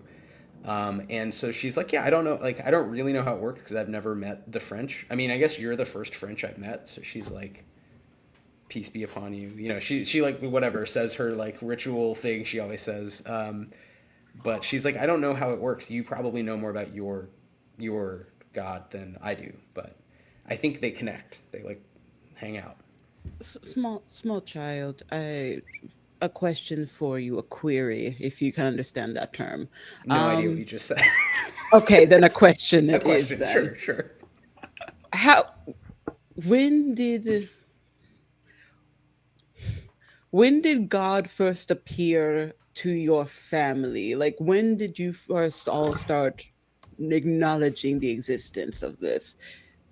I know numbers may be hard for you, but please give a Yeah. rough guesstimate. She describes roughly 10 years ago, there was a lot of social upheaval upstairs. She was very young. She does not really remember it. She's been told this. But during that period, God moved in to the cavern next to the big cavern. And at that time, and then she remembers your question, Roland. And at this point, I have to ask, have you all been walking back? Have you joined the rest of her camp, or you stopped her Yeah. and you're like having I this think- conversation? I think we're I walking. think we. Yeah, I think we're Yeah, back. Okay, yeah. Okay, But so we're just walking only off. addressing this child. well then Until we okay. get there. Then you're there, and now you're addressing everyone, right? So I think Okay, at cool. this point you're there. It's not that far. And she answers, and as she answers, the tone's going to change from like, "Hey, welcome to our camp. Like, let's share, dehydrated rat or whatever." And it's going to change to a different tone. So she gives you your answer finally. She says there was a very old woman who was so old she couldn't move anymore, and she couldn't even stand up. She died so many times of old age, and yet she never became a demoniac. She just became more and more like the ground, until finally one day she couldn't leave her little stone, like she lived in like a stone hut in the big cavern, and she just became the ground. And that was around when God showed up and God's retinue showed up and built their chateau and started going on their hunting missions to punish those above. It was all around that time. So she describes, basically, your characters would know the time of the death of the old good King Charles V and the ascension of his insane son Charles VI, who's young, and Let's go. taking over of the estates, basically the taking over the administration of France by these 8 sort of corrupt counselors, the marmosets, and the sort of infighting of the Great Dukes and the resumption of the war with England and the coming of the New Templars. That all sort of happened into the abandonment. The abandonment already happened, but this chaos of France, like not having clear, like who's in charge, gave rise to another bunch of things. And she describes it all in terms of yoked, ripped God. But you kind of get the sense that there was an Anchorite who it doesn't sound like is active anymore, but would be in the big natural cavern. Like you know the location she is described now. You know how kind of to get, like, based on her directions. As soon as she says this, the others in the party are like, no, they're like, you're saying too much. You can see the eyes. You can see like a dad looking at a child, like, shut the fuck up, eyes. And they stand up and look at all of you, and they are debating. You can tell without a check, they are deciding whether to try to attack you right now in this moment. So I'd like everyone to say, what do you want to do? Do you want to try to, hey, we're cool? Do you want to pull arms first? How do each of you react? You see this, like you'd see adults looking for their pickaxes, like deciding to attack. And about how many Hool are down here There's- with us? 2 middle-aged guys and a like 16-year-old boy, and the 3 of them are all pulling out like weapons. Whoa. Whoa. We. The. We are friends. We are so much of friends. I don't know if the small child has told you or not, but I am also a god of these people here, and we were sent here to reconvene with your god. But I am new to this area. I am originally a god of a faraway place that the Europeans know as Africa. I am from the Mali Empire. You're welcome. And we're just trying to reconvene. I love that you say you're welcome every time. So Ava, Here they is some caught- salt. Please don't die from seasoning. They caught like 45% of that. Like this Dehydrate. woman said a bunch of words and threw like rocks at them. Roll me fervor to see whether I love it. the 2 adults are like, So good. I think I understand, and this person might be powerful. This is great. Juliana's Fucking just go. soothing in the corner. I'm gonna burn 3 grit for that. Jesus Christ. It's fantastic. I think every time she says "you're welcome," I gain a year of life. Oh, thank goodness. That is 7. Great. That beats a 2. So they believe whether or not they have maybe a slightly more sophisticated, sense of their own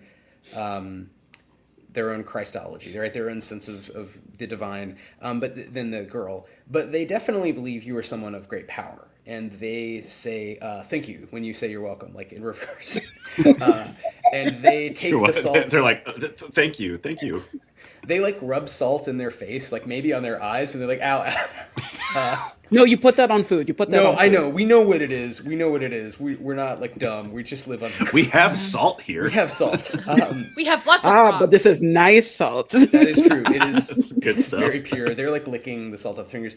They say, look, maybe there's been a misunderstanding, but we don't like to reveal. We don't want to give too much of ourselves away. We are persecuted. We're a persecuted group of people who follow cool ripped God who lives underground, and we no longer follow the Jesus Christ described by the Roman Catholic Church, and therefore we're persecuted. So if you guys can just not go to our secret, basically permanent camp, that would be great. And if you want to wait for us here, we can eat dehydrated rat together, and whatever you brought, we'll just break it up, even Stevens, have a little repast, and hang out. What do you think? Do you want to kind of hang out with us and join our group? Can they see the pilgrim branding that we have? That is an excellent question. We are not. No, they don't understand. For whatever reason, these two, they must have come down here earlier than I described earlier. They literally got a natural one. They don't know anything about you all. They barely understand the dialect Francien of the langue d'oil, the version of French you're speaking. Yeah, I think when they say like, oh, like we're prosecuted because we said that like Jesus doesn't exist, Elena is like, see, yes, that is why I was thrown in jail as well, because I said that the imaginary man in the sky was a bunch of hocus pocus, right? And then now we were, here, but same but different, I suppose. Someone else I said that, and yeah, true. Yes. Great. Well, they think you're all on the same side now, so they yes. momentarily their hackles are raised. Because they don't like to, they don't want people to show up randomly to their house and like murder them in their sleep, right? So they now that they think you're cool, they're like, whatever, let's just sit and like have a meal and hang out. So they were just literally going to resume waiting, and they assume you're going to wait with them. But what do you guys want to do? You're on a mission, and right now you're just like in a random mine shaft, like you're in a hallway, basically. So based on like all of the information that we got, I feel like Elena thinks that maybe we can find like the next sort of piece of the puzzle wherever this castle thing is. Mm-hmm. Yeah. And she would probably like whisper it to see what you guys think. Yeah, I think Rolene will, wants to complete the mission. I don't think Rolene really cares about the living God that's down here, but is curious whether or not these folks know anything about growing the mushrooms that we're looking for, or if they got any information from the Anchorite before she merged with the earth. Yeah, I think like we'd totally ask, like, hey, so this god of yours, did they ever grow some of these mushrooms around the cave? They laugh at this idea, and they explain that their god does not grow things, but they do know a lot about mushrooms, and the mushrooms just grow really well here. They grow really, really well. And you don't need to do anything. They're on everything in the natural cave.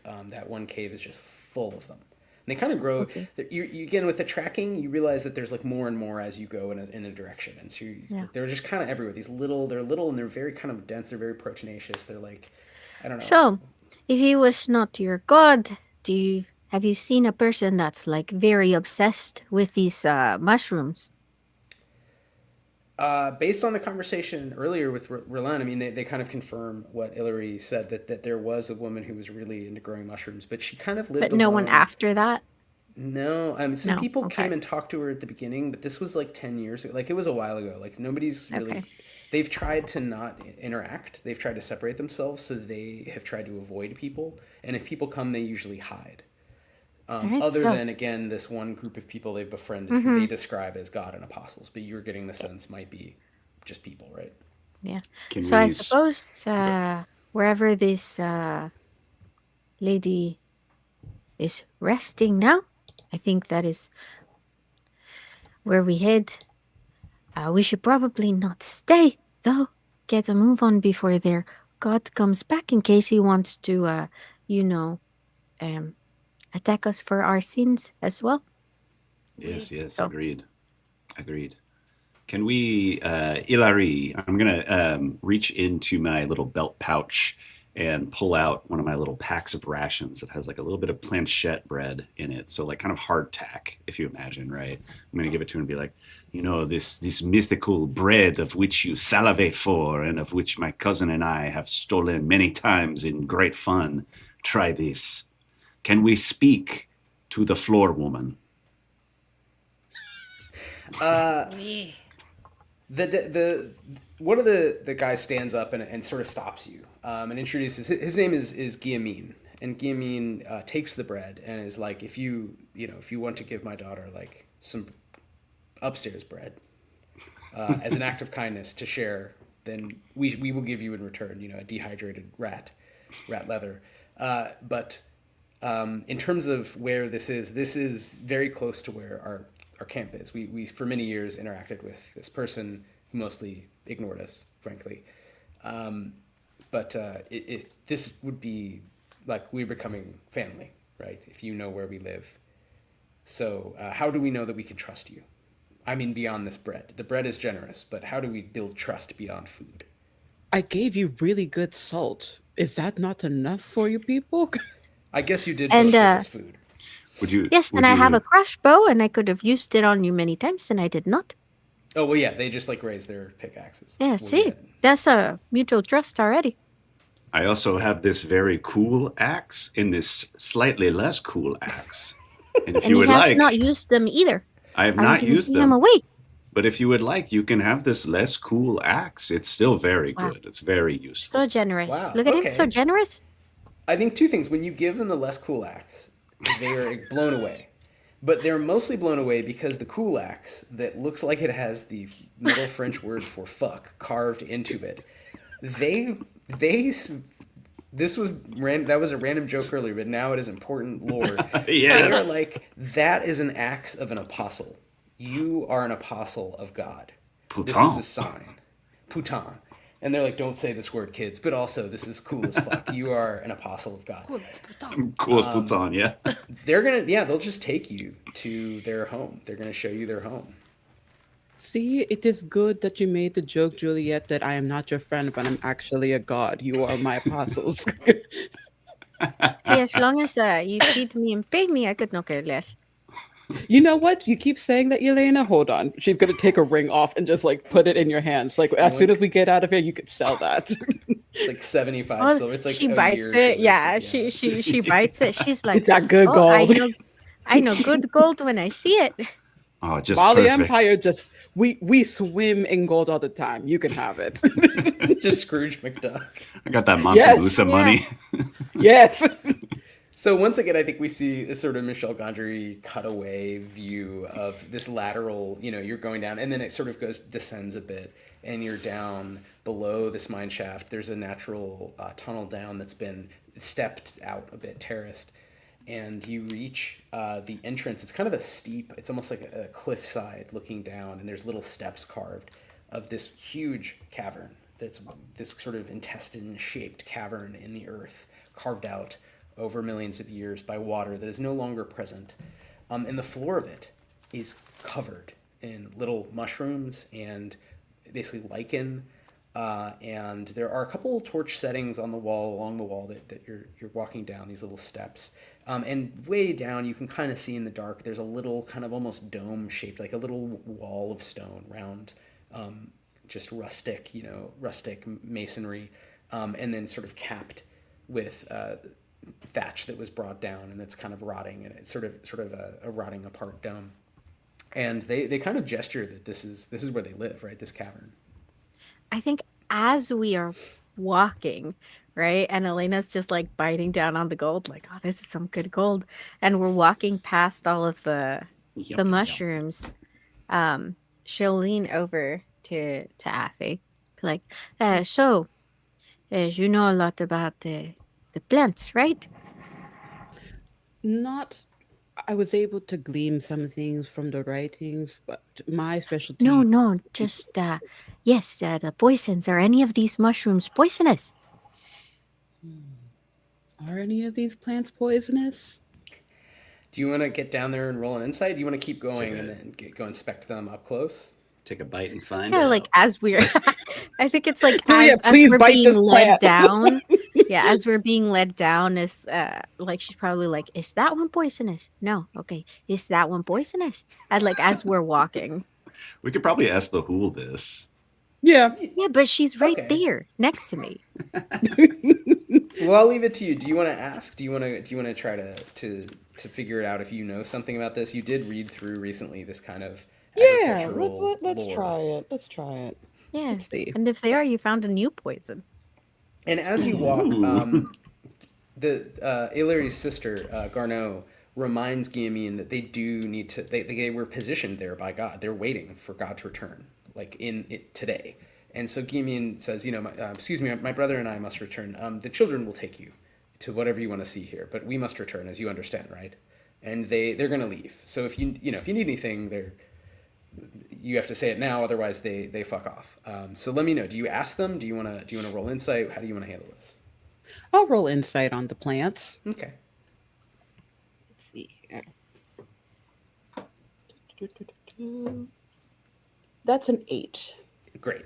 None of this is poisonous. These look really healthy. The one thing about it is the little mushrooms, the little ones that Elena pointed out, and now Juliet has been tracking as well, and now you are seeing this chamber full of, they don't even seem, they're not even just like a different species, really. They taste so much meatier, they're almost like not mushrooms at all. They're mushroom shaped for certain. Oh my god. So They're eating people, As shaped you- like mushrooms. as you walk, you sort of realize they're definitely not poisonous, but they're also like really, really different than the normal, champignon. As large as they've gotten, rapidly kind of cultivated here. So you're now down at the bottom. So you can go to the little stone anchorage if you want, or you can go to their shitty little camp on kind of the other end, or something else. You tell me. Yeah, no. As soon as Effie's like, oh, like none of these seem poisonous, she's like, damn. She That's what like she wanted even to to know. show that they're not poisonous, she'll pick one up and like shove it in Roland's mouth, like chew. That's how we it's, find out they taste like meat. delicious. It tastes almost like pork. I know. Ooh, I don't eat pork, Short pork. Short pork, yeah. but see, exactly, it is. There's something about this that Yes. Very unfortunate. I am Is like a poison mushroom. savory. You want a Is it mushroom? good though? No, I said I am like a poison mushroom. Oh, Yes, you know what? here. This is true. This is true. Rest- Okay. So we go straight to the lady in the floor. The anchorage? Okay. Yes. It's an old stone round building in the middle of this chamber. It's bizarre that it's here. Someone brought the ashers, the masonry stones they're all kind of, it's like a Lego that's curved a little bit, so it makes a nice round wall. And the thatch is so old and it's just falling in. There's the holes. It's really one room. It was one room. It had a door of sorts. It was just like a plank of wood. And that is kind of moldy, like kind of falling apart as well. How do you want to, what do you want to do? You're on the outside, basically. The kids have never been inside, and they don't know that much about it. So they're just kind of like, yeah, it's there. We don't go in. We're not allowed. Are there think- usually people around here? Are Besides- there people around? No, there's just us. We live in this cat. We try to keep it a secret from everyone but you guys. Good. That's good. I think, yeah, Roland will walk up to the rotting door and just knock on it. Be like, It's "Excusez-moi." falling apart. Yeah, it's like soft. You're like, this is weird. Excusez-moi, Anchorite. There's no response. There's no See, this- response. Of course not. The children just said there was no people. Well, I don't know if she is in there. She might still somehow be with us in some way, shape, or form. Sure. Shall we? As the floor? Yeah, in some way, shape, or form. Yes. Right. Should we look inside? Do we get a sense that the kids are going to object to us entering? No, they stand back. They're amazed. This is like the most interesting day they've had in forever. They're supposed to meet God later, and meanwhile they've met like a different group of apostles. This is unheard of. This is sick. This is the most Talking exciting. about the boring mushroom lady, but maybe it's not boring. Who knows? There's nothing to do down here. These poor kids. Oh, yeah. Yeah, I think Rolling is just going to open what remains of the door and step into the petit chateau. Yeah. Well, this is just the one room. This is not the Right. chateau, right? That's a different location you were not at, right? That's a different chamber. No, we're by the Anchorage. This is presumably the Anchorage, like a place a monk would seal themselves in and live the rest of their life. So the door kind of falls in, and you're looking in a dark room. It's very dark. You have your torches there, right? At least all of you, but Juliet, presumably, right? Or at least one of you. Well, I can just see. Yeah. I'll say I have Rolene has his vision. torch out. Right. Okay. So with your torch, you at first are just like, it's just like bare walls. You do see there's writing on the walls. There's chalk writing, and it's all in that same hand. I think Afi you would quickly see it, even though it's in chalk, right? It's thicker, but you'd see it's the same hand as the person who started the cartulary of the farm souterrain, the person who started the farm and started keeping records. It's this person's sort of diary, and it's all sort of prayers, and it's all about their relationship with the Virgin Mary and Jesus, and it's very sincere, and it's kind of going through like, hey, there's been a zombie apocalypse. Do I still have faith? There's days when I don't. There's days when I do. There's days when it's sort of changed. And over time, it gets weirder and weirder. So it's very sincere, kind of goes in a loop. You have to follow it from the top all the way around to the bottom.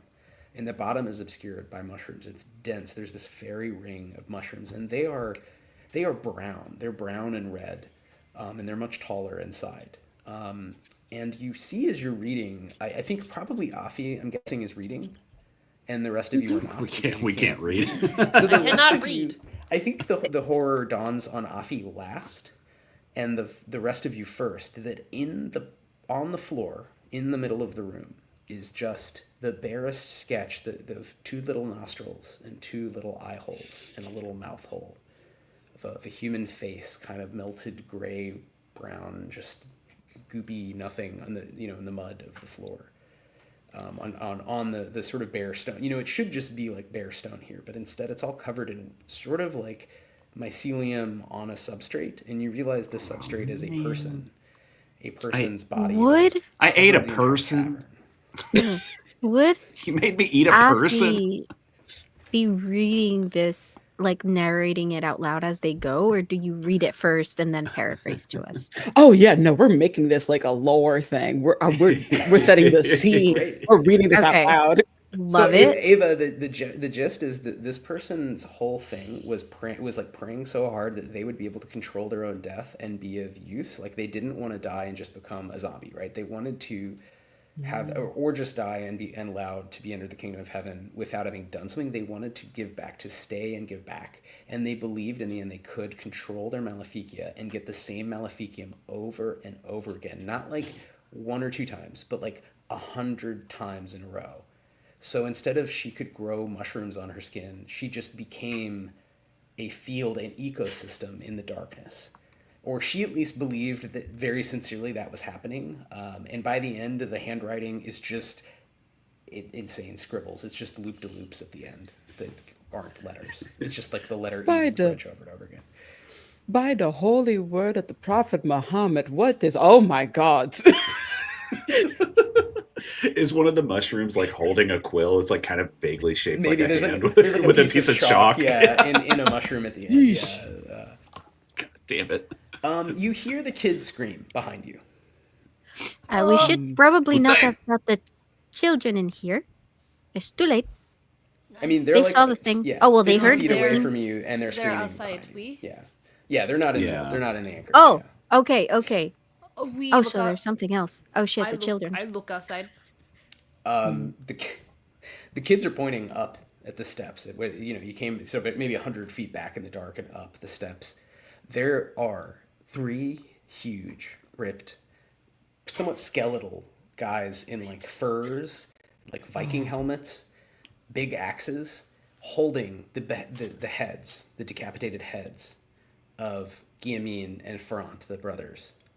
You killed their parents? Oh my They god! were so loyal to you. Oh, this is so Booming- great. Booming Norse accent. They're speaking. Sorry, not Norman. They're speaking Norman French. So it's French, but it's a Norman accent. Comes down. Oh, Hey, Bretons. fuckers, bow before God. Yeah, these are Normans. Everyone can roll insight if you want. You're like, what the fuck is this? These are gigantic guys. Let's see. I'm gonna burn 3 grit for the. Well, yeah, whatever. I gotta burn some grit at some point. I'm gonna burn I'll 3 let someone grit. else figure it out. I got 3. 6. 7. Also Seven. 6. So 3 of you, I think Juliet, you're just like, this is the weirdest thing I've ever seen. The other 3 of you realize staring at the these face. are demoniacs. These are demoniacs reges. They are demoniacs who still can speak and think, but they still, like all demoniacs, pretty much just exist to murder. And they are terrifying. They are huge. They're physically very imposing, and they have just murdered the 2 humans who worshipped them, who they asked to keep watch, to scout. And the children are now screaming. This is basically combat. They are, however, pretty far away from you. So they are far enough away where you could basically run away. The question is, where are you running? They're blocking the way that you came into this very large natural limestone cavern. You could go in search of another exit, but you do not. That would be, again, what you're doing. So I think it would make sense to roll initiative, which is a finesse check. But before we do that, before we roll initiative, does anyone want to do any instant, a free action, or just say something about how your character feels in this instant?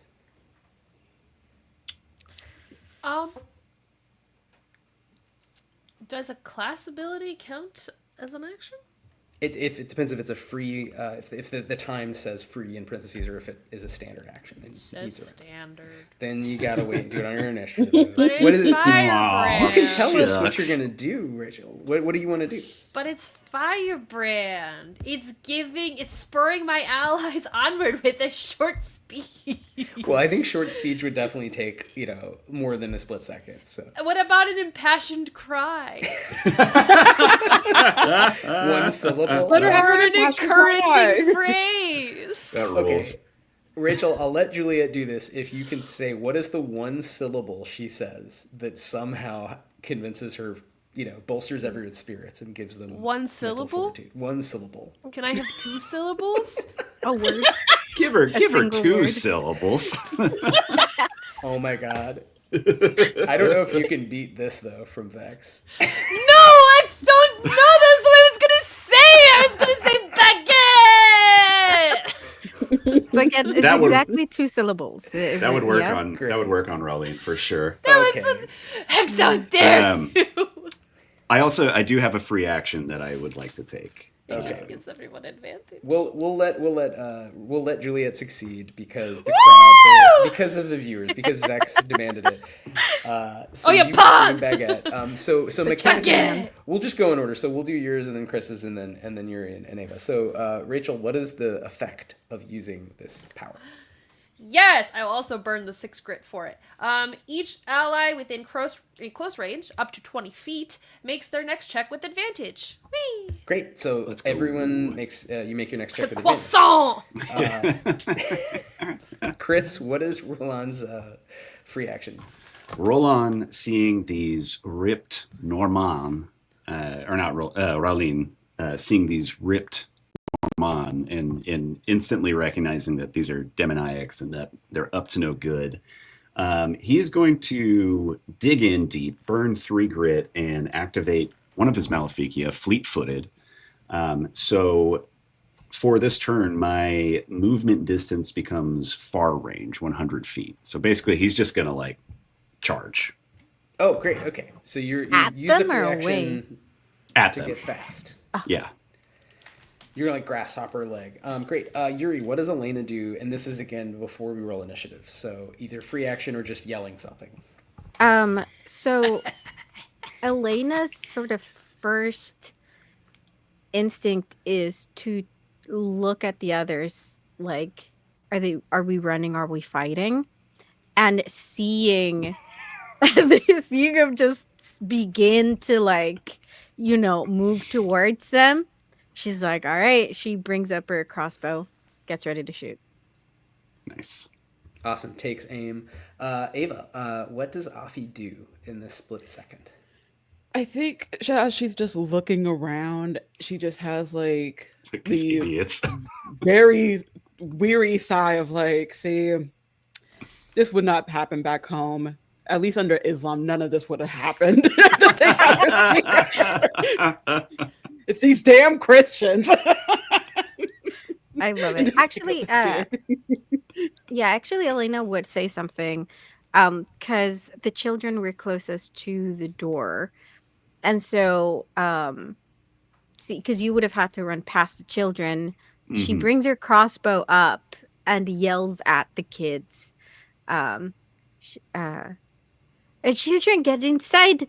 And she just yells at them to get inside. Brings up her Awesome. Tell them crossbow. to step on this person's face. Yeah, they're like Oh halfway. yeah, Right? They're do not like eat the blitzing. mushrooms. So they rush back and enter the anchorage as Relin charges forward, and Afi just wisely nods her or shakes her head at this tomfoolery, and Hey. Elena takes aim, and Juliet yells the most inspiring thing, right? If Afi wants the bonus, you have to be inspired by have to my be inspired. bag. She She is inspired, Good. but the tomfoolery is like, this is too Christian for me. This is just too Christian. Great. This is too. I love Christian. it. I need that on a T-shirt. Brilliant.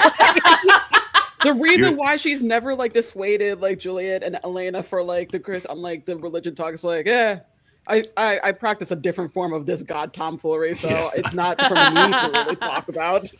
Inspired but confused. All of y'all are missing at least one prophet, and I will not stand for it. Everyone, roll finesse. We're gonna end. We know it's after 9, but we're gonna end with a big combat. This is Let's go. Woo! This is a group of 3 really powerful demoniacs trying to kill you. 5. Oh my god, they got a natural. I'm one. God, I it's keep fine. rolling. I'm sorry, it's fervor, right? This is Finesse. Finesse. It was the other F1. I got 1. Nice. Okay, you're going with the bad guys here. Oh! They also got a 1. Nat 1. I All know right. Sorry. yours? What'd you get, Yuri? 7. And what'd you get, Ava? 5. 5. Okay, so we're gonna start with Elena, then Afi. Oh, sorry. Then Afi, Raulene, Juliet, and these 3 hulking demoniacs. Woo! All right, so Elena is acting first. As the earth trembles. Oh my gosh. There's 3 of them, right? Do all 3 of them look equally evil? Does one of them look particularly slightly more evil than the other 2? One of them looks like half his face is missing, and he is wearing kind of chainmail and a very old style like helmet, and has a big spear, like a harpoon. One of them is wearing kind of like a mix of different animal skins stitched together with like no real pattern, but looks kind of Mad Max, and has like braided like beard. And then the biggest one is just the biggest person you've ever seen. He's got like gigantism, and he has a huge axe, and the axe has carved on it like just a bunch of names. I think it's got to be like, you know, the names of who knows, like people this guy's killed. You have no idea, or like maybe just friends. Probably not just friends. And is wearing Probably a lot of not fur. friends, no. Maybe more curse words. Who knows? Maybe. But it doesn't like look right away like there is a leader among them, essentially. The biggest one looks clearly like a leader. Okay. Yeah. That's the And one he I'm is- shooting. also, I should say, has horns. Has like elk antler type horns. That's kind of cool. If he wasn't trying to kill me. But yeah. And she already had her sort of bow raised and takes this split second to look at each of them in turn, decides, all right, this guy looks like the leader, points at him. I do have a passive on archery training, so I do get a +1 for my bow. And yeah, she goes, my name is Elena and prepare to die. And she's going to shoot. Nice. I like that. I like this sort of polite introduction. Yeah. Hello, I'm Elena. Prepare to die. Prepare to die. Okay, and I roll. It says insight to attack. Yes, you're rolling an insight and check. I get to add that. Is the And you have advantage. +1 just for damage or for both rolls? Like the That's attack? just a hit. That's to to hit. hit, not damage yet. Lovely. And you lovely. do, yeah, as Rachel pointed out, you do have advantage for this, so you'll roll twice and take the higher. Yeah, because it just says, add +1, but yeah. All right, so I'm rolling my insight. Oh, I love me that D12. Let's go. 11. So I didn't need can't dodge that. I didn't need the advantage. They're going to have a D8 to dodge, but they can't dodge that. So you say, I'm Elena, and I'm going to, nice to meet you, I'm going to kill you, whatever it was. And you shoot perfectly, and you can tell me where you hit. The guy says you stop him mid-sentence, but he says in very thickly Norman dialect French, my name is Elakin, and I am not just the king of the Paris Souterrain. I am God. That's why it took him, raising, it took him too long to say. He's taking him too long to say, and he gets shot in the middle of it. So do you hit him in the throat, the eye? Like what? This crossbow bolt goes exactly where you want it. Yeah, I think it would just go straight in the center chest. And then she makes her shot, cuts him off mid-word when he's going God. And then she turns to the other two who are still next to her, right? Because you just started running. Yeah, I'm out and of there. she doesn't put her crossbow down, but she looks to the sides and goes, you see, I told you I was a good shot. Oh, I never doubted you.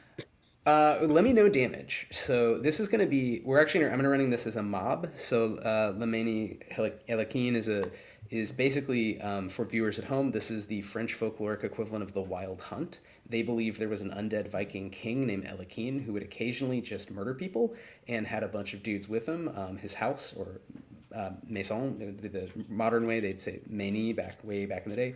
So Lemani Elakin are these demoniacs who like to kill humans who live underground, and you've stumbled upon them and some of their acolytes. They're just going to be a mob. They have a lot of health, but they're all sharing it, right? They're sharing it as like a pool across the three of them just to make the combat faster. So let me know the total damage, and I'm going to subtract it. So that says D6 plus D insight, which means I get to roll a D6 and a D12 for and add 'em up. damage. Remember, you can burn grit to boost damage as well if you want. Yeah, that's a 5 on the D6 and not that great. A 7 on the D12. 5 plus 7. Math. 12. 12. Great. No, 12's pretty good. Great. So minus 12. I'm jotting that down. You've really deeply injured the leader of this group of demoniacs, but he's very much still undead, alive. Chortle's blood is trickling from his mouth. The next action is Afi's. You see all this happen, right? And you see that basically at the same time, Relian is springing forth grasshopper-like, and the children are just screaming, crying, and entering the mushroom hut, the anchorage. How far away are this mob? They're over 100 feet. They're 100 feet, maybe level on the ground, but then they're also up above you. So they're pretty far away. You can see them in the dark. They're just kind of like back the way you came, up the steps.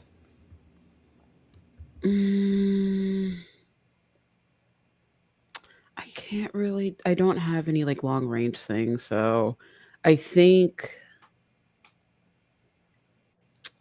we'll start following after Rallying, obviously a little bit slower, but just to try to close the distance a little bit more. And she'll just do as much movement as she can. She doesn't take an action, or like she doesn't try to do a weapon attack or anything.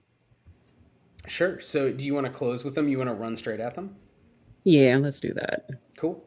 I think, Chris, correct me if I'm wrong, in one round, you could, if you just do that, then you'd get there basically for the next round. Is that fair to say? In this Yeah. case? Okay. Yeah, the way it's written, you can like attack, move, attack, or like whatever action kind of thing. So yeah, I mean, we could just say that it like gets you there for the next round. I think that makes Awesome. sense. So Afi's just running full tilt right into combat, so shows no sign of fear here. At the same time, actually, Raulin is doing the same. So you're using your movement, and I believe because you have that power, your Maleficium, you arrive this round, right? Like you just Yeah. instantly jump like 100 feet. So Yeah. it's not a thing a human can do now, but back in 1390 when everyone had cool mutations, it was awesome. Back in the real history. Yeah. Yeah, I think Raulin is a simple dude. I think we're going to keep it simple. He is going to, as he leaps on his spindly, wiry legs and kind of like leaps up onto this ledge where demoniacs are. He's just he's thrown down his torch midway here. He's whipped his round shield, his rondash around, and is wearing it on his left arm.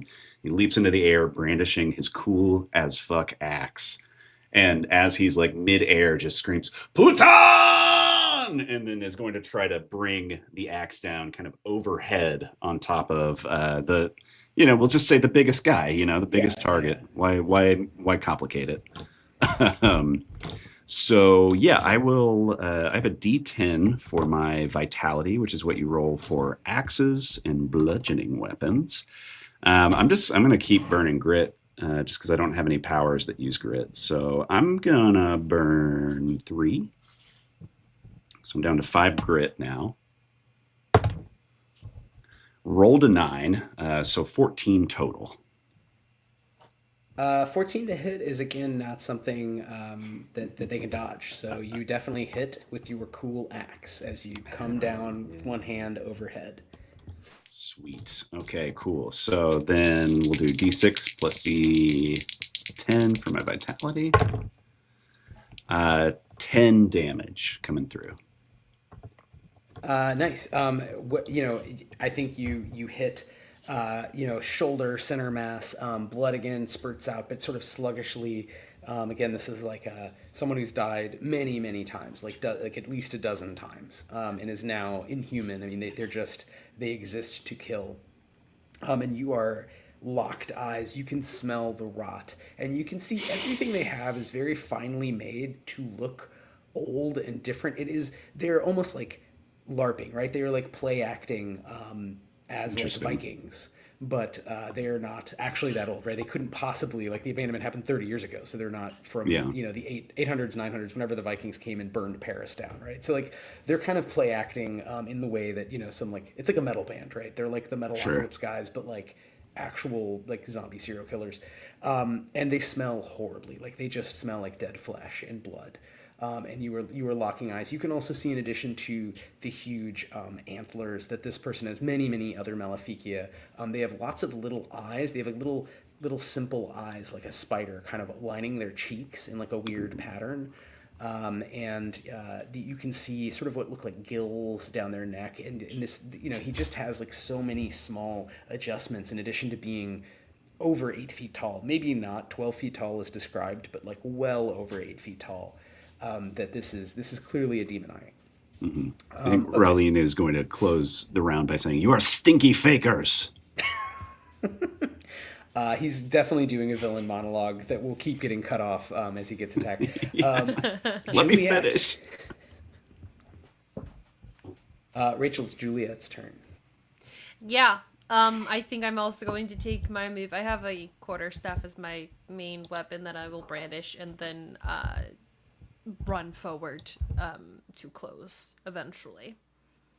Okay, got it. So you're using your round also, like Afi, to just run flat out to basically get there and be ready to attack at the beginning at next round. Yep. It is now the house's turn, and Elakeen himself, locked up with Raulin, uses a Maleficium here. Everyone in close range, so only basically Relian at this point, although very soon, everyone else except Elena. So Chris, you alone this round must make a fervor check. Oh, God. As Elakeen makes a growl, a guttural, deep-throated growl, and is doing a villain speech, but in this terrifying growl and locking eyes with you. Okay. Nope, not going to burn grit. We'll just go straight. D8 for my fervor. Ooh, not great. 4. Yeah, you feel the primal instinct of someone who is looking at another person and realizing that they are truly they are a psychopath who enjoys harming you, and they are much physically larger. I mean, this guy is just monstrously large with elk antlers. And has a very cool axe also. So, like, you have a cool axe, and you hit him really hard with it, and he was just like, let me continue my monologue. And you are terrified. You feel that you must run away. You cannot take another action other than leaving combat. You were much smaller from further away. Yeah, from up close, not so small. Okay, the other two are, as you were turning to run, they are going to attack you. So you're going to have to decide whether you're dodging these attack rolls. First I have to roll, and I got to move the pop filter. That's a natural 1 again. That is my third natural 1, and that's an 8. So you have to dodge the 8. You do not have to dodge the 1. I will burn 2 grit to dodge the 8. All Let's right. see. Ooh, I've only got a D6 in my finesse, though. Oh, wait, why did I do that? I can't You'd have beat to an 8. burn. I would have to burn more grit. Yeah. But I can't because I've only got 2 left after burning. Well, I have 3 left after burning 2. Burning a lot. Yeah, you know what? Whatever. Yeah. Well, It's a one. nope. I'll just take the hit. I'll just take the hit. Okay. Yeah, that's fine. All right, then you're taking a D10 plus a D12, which is this is so low. It's 5 total damage. I cannot believe how poorly. Nice. Let's go. Melakeen has been rolling 5 damage as 2 guys attack you. One of them falls off the ledge with that natural 1, falls down, and is down in the mushrooms on the ground. Let's go. Fuck, that wasn't cool at all. Nice. The other, however, has pulled out these 2 long, sharp knives, like 2 small swords, two battle knives, and is stabbed at you. And you somehow take 5 damage. You probably twist, right? You twist away the rondash. The shield knocks down 1. So you're hurt, but you're definitely not dying. Top of the next round, Elena, you see that Relian has attacked with an axe, turned to go, and then fended off a knife attack. One of them has fallen off the cliff. One of them, the really tall guy, is just standing there still talking, just does not shut up, about how he is the second coming, and this coming is going to be a lot cooler, and I think people should write a book about it. I don't want to do it. Obviously, someone else should. What do you want to do here? I think seeing him turn to like run away, because Elena can't, she's like, what's happening? I didn't hear it because I'm too far, so she doesn't know why he's running away, and she like yelled at you essentially. She's like, "What are you doing? Are you a coward? Don't be a coward. Stand up and fight." In this moment, yes. She is the French. You cannot trust them. You didn't hear this guy's monologue. It's horrible. And she will shoot again. Seeing how he just sort of like took that first shot and kept talking, she's going to aim somewhere she thinks it'll be more like painful to maybe get him to stop talking. So she'll aim for like an eye or something. And let's go. I'm gonna roll my insight to hit. Yeah, insight. Oh, okay. Not bad. Plus my 1, it's an 8. Oh, okay. That's once again. So the NPCs automatically burn 2 grit to dodge, but in both these cases, they cannot dodge. They're rolling a D8 to dodge, and you've gotten a result that would hit them both times. So you hit again, And yeah, you can see in this time you hit Okay. him in an eye. Yeah, so and- knowing like I mean just seeing him just take it, I am going to burn grit then to do extra damage. Is that how that works? All Yeah. right, so I roll my d6 and my d12 and we see how much damage it is. Okay. Not that bad. So that's a 9. And how does burning grit for damage work? So the same thing, burn 3, 6, or 9 to add +3, +6, or +9. I see. I am going to how much do I have left? Not bad. I burn 3, so 9 plus 3 is 12. Another 12 damage. Great. This is intense. This is a lot of damage that the House of Elakine has taken. I gave them a little bit more damage for one of them falling off on the natural one from the ledge while trying to attack Roleplaying. Nice. And you shoot Elakine himself in the eye, and he's like, and the blind will lead the blind to something even more epic. I'll describe that in a moment. I'll come up with the epic thing. And he's like trying to pluck it from his eye while also like swiping at Roleplaying. There, you can tell blood is trickling out of his chest and his mouth, and now is gushing out of his eye. And he seems like he should retreat from combat, but I've rolled an insight check, and you will not believe I've gotten a 4th natural 1 this game, and he I love is it. walking. He's just going to walk toward, like swinging his axe. It's worked so far, and all the peasants he's murdered. We'll see if it works. Right? What's different here?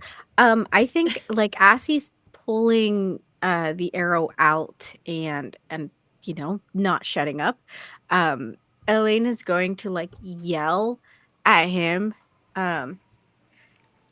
So if it try not to break it, I am going to want them back to the arrows. I love the two asymmetric, like not listening to each other monologues of Yeah. Elena and Elakine just like talking while they're trying to kill each other. Yelling at each other across the battlefield. It's great. This is great. All right, well, Ava, it is Afi's turn, and you are now there. You have caught up. You can attack any of them. So there's one on the ground who's not currently attacking anyone with a spear. There's one with 2 long knives trying to kill Roleplaying, and there's the leader Elakine, who's kind of anyone close to him. He's going to try to attack. So you're now within combat range.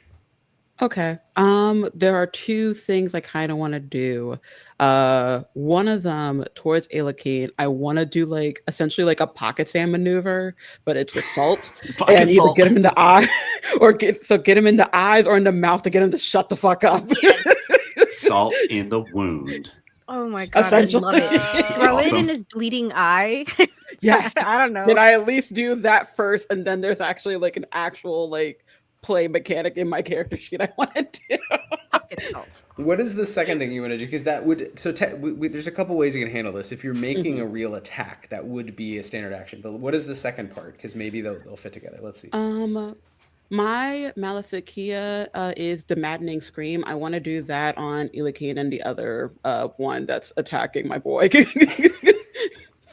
Hell yeah. Got you. It's like, oh, you want to like start yelling at people? I can also yell at you, motherfucker. I love that. I love using the scream. So these are 2 different Maleficia. One is a growl that makes you run away. The maddening scream makes you lose your mind, so you're stunned. Basically, you can't take an action because you're like catatonic. So they're slightly different. You can describe how it looks for you in this body horror, like weird Cronenbergian sound, like you couldn't possibly make before comes out. That would be a standard action. I'll say as a free action if you want to just throw salt, like not really aiming, just like throw it. Make a finesse check and just see if you get a 6 or higher. It's just a finesse check to toss this salt. Okay, that's a D6. Toss so the let's see. salt. Toss Oh, wait, no, the it's salt. Salts. Toss the salt. Toss this. That is a 6 on a D8. Yo. Love it. Love it. You're trashing these stupid demoniacs. Yeah, you throw salt in the face of this monstrously tall Viking-coated Norman serial killer zombie, who now I will What a say title. suffers maybe disadvantage on the next check, something like that, right? And is just distracted, but is still, and it's like salt will cover the earth and it will be awesome and stay. Oh, shut up! Maddening scream. Your maddening scream goes off. Ava, how does the maddening scream look? And then I will look it up. I think I have to make a check to resist.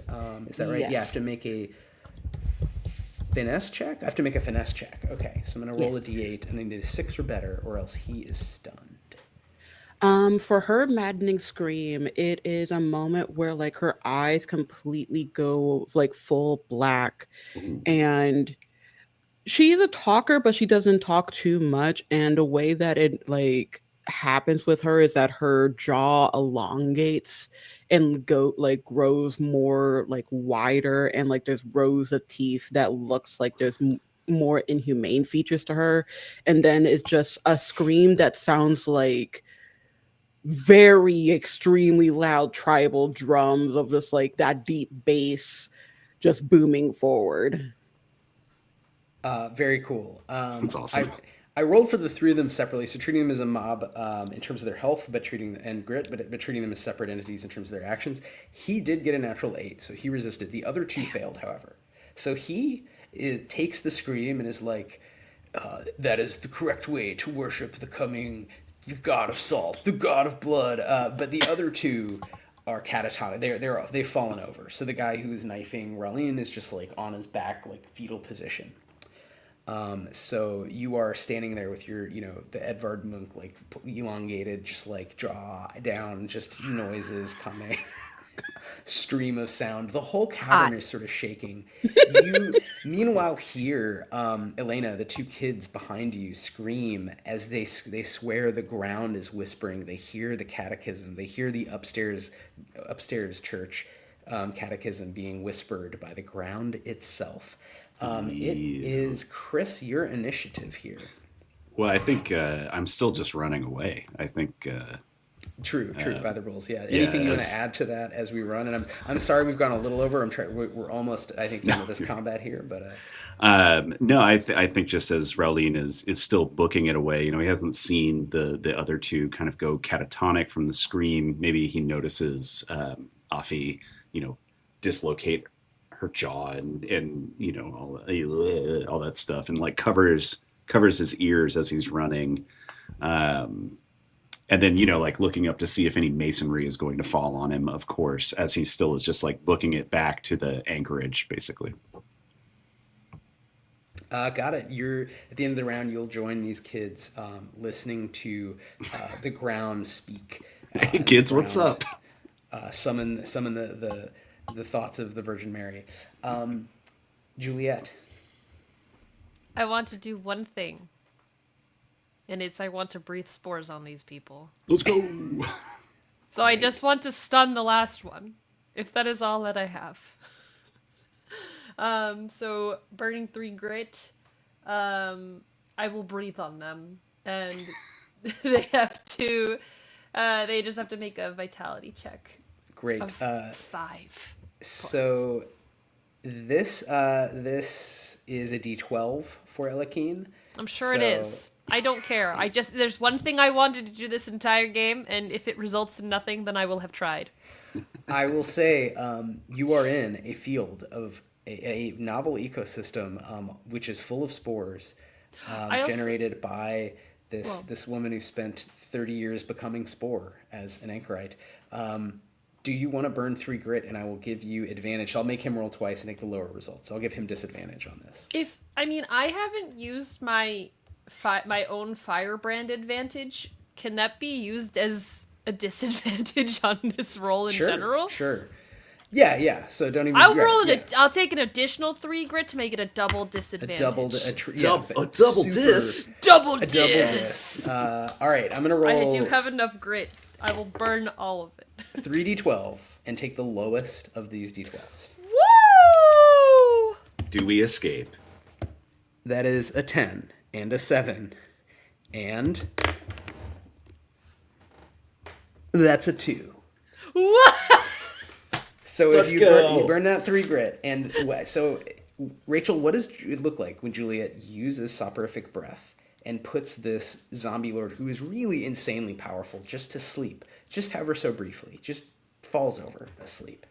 She has like hiked across this patch of mushrooms right now with her quarterstaff brandished, and I think like by the time she gets there, it's like half unintentional. She's like breathing heavy because she just ran so much, and like, oh man, she hasn't run that far that hard since the time with the last baguette. That last cough.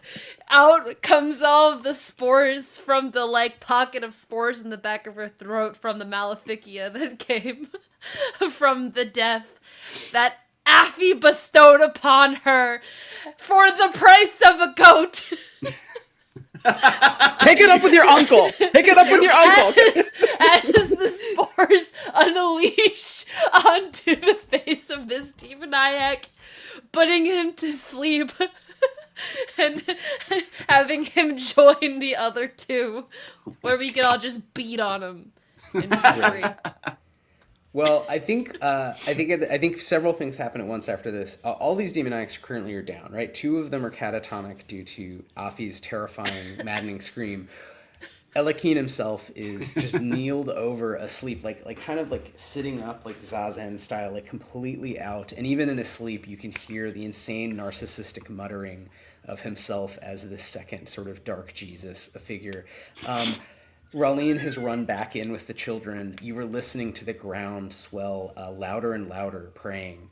The ground beneath you is making these susurrating. It sounds like wind passing through the tunnels, but it is clearly a prayer in Latin. And Elena is still standing there with a crossbow, probably saying something kind of wry and cool to herself. How do you all get out of this scene? You know it. Several more demoniacs dressed up as Vikings are about to come in. And I'm going to say we're going to end here. You all get away, and you have some knowledge. You each get to say one thing that you learned from conversing, however briefly, with the Anchorite, who is the ground of this cavern now.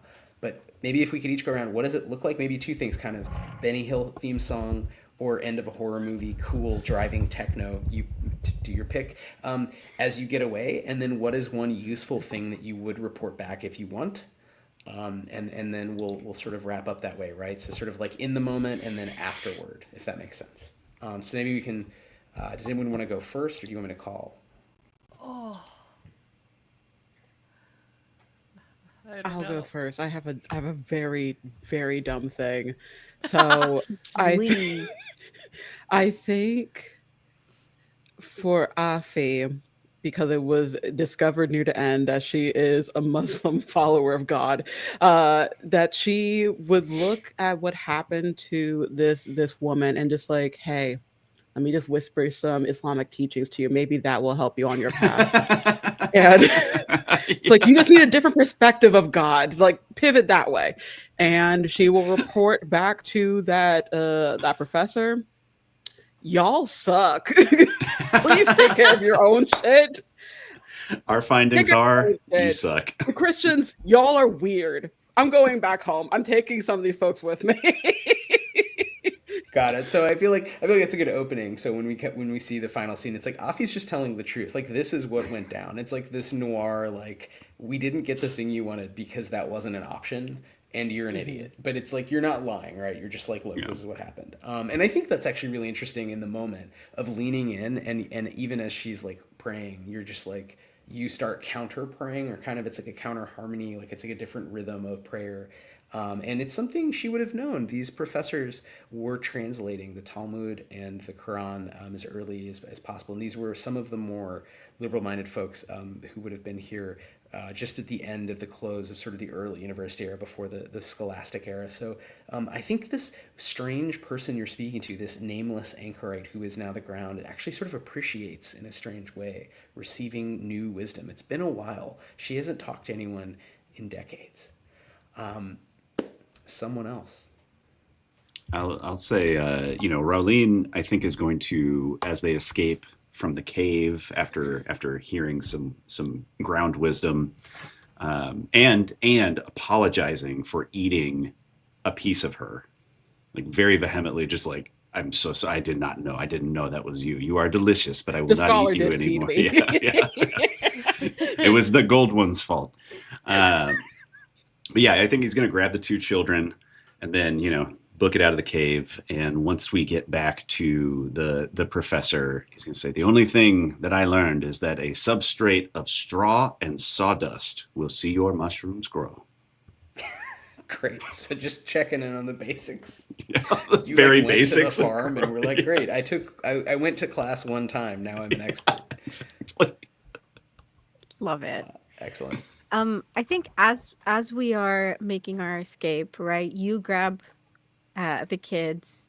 Everybody's running, and she's sort of doing that like half running backwards with her bow pointed, right? Just to that shots in the dark. It doesn't matter, just to slow them down, to help us, because I don't think the kids would be able to run very quickly.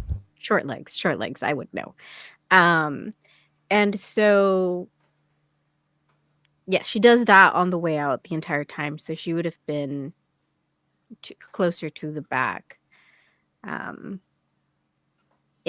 I think upon getting back, she probably, like, she knows this lady isn't going to, like, listen to what she says anyways. Like, reporting back to her is kind of useless, and everybody else can tell her what happened. So she probably just stands there while everybody else is making their report. But right afterwards, she goes to look for the man that was supposed to be the merchant that she came with, that was supposed to be taking care of her. And she probably just tells him straight up, like, so I have found a new employment. Thank you for everything you've done. See, you buy yourself something nice. I am going to leave now. Here is my, just for my loss, because I know I am super cool and you're going to have to pay someone else now. And she sort of like pays her freedom with the ring that was given to her by Afi, and is like, so I suppose I see you never. Goodbye. And then just like runs back to the room where they're doing the debrief, and essentially just becomes a bodyguard while Afi travels. I love that. Yeah. So I think the burger Hugoline was asking like, what happened to you? You didn't show up to work, and then he found out you were arrested, and then he found out you were released, and he's like, how did this all happen? Like, why were you arrested? How did you post bail essentially, or already do a quest like you should be a pilgrim? And then he found out that you've basically gotten work elsewhere, and he's very angry because there's this new contract and there's so many things they have to do. They have to hire all these porters and move all this stuff. He works for one of the Great Dukes. He works for the Silver, and they've been hired to transport just a ton of mushrooms that have been bought by the Silver from the south, out of the Port Saint Michel. And so ironically, he's like asking you to. He was gonna assign you to like learn a bunch about mushrooms, and now he's just like, fuck. What am I gonna do? She's probably like, see, I have learned enough mushrooms for a lifetime. I am going to go have better food. Goodbye. Just like leaves him essentially. Doesn't give him the time of day. Goes find her very rich, very beautiful new employer. Yeah. I think he hires Perrin instead, who was lost somewhere in the dark for a while, and then eventually leaves and realizes he needs a new job here.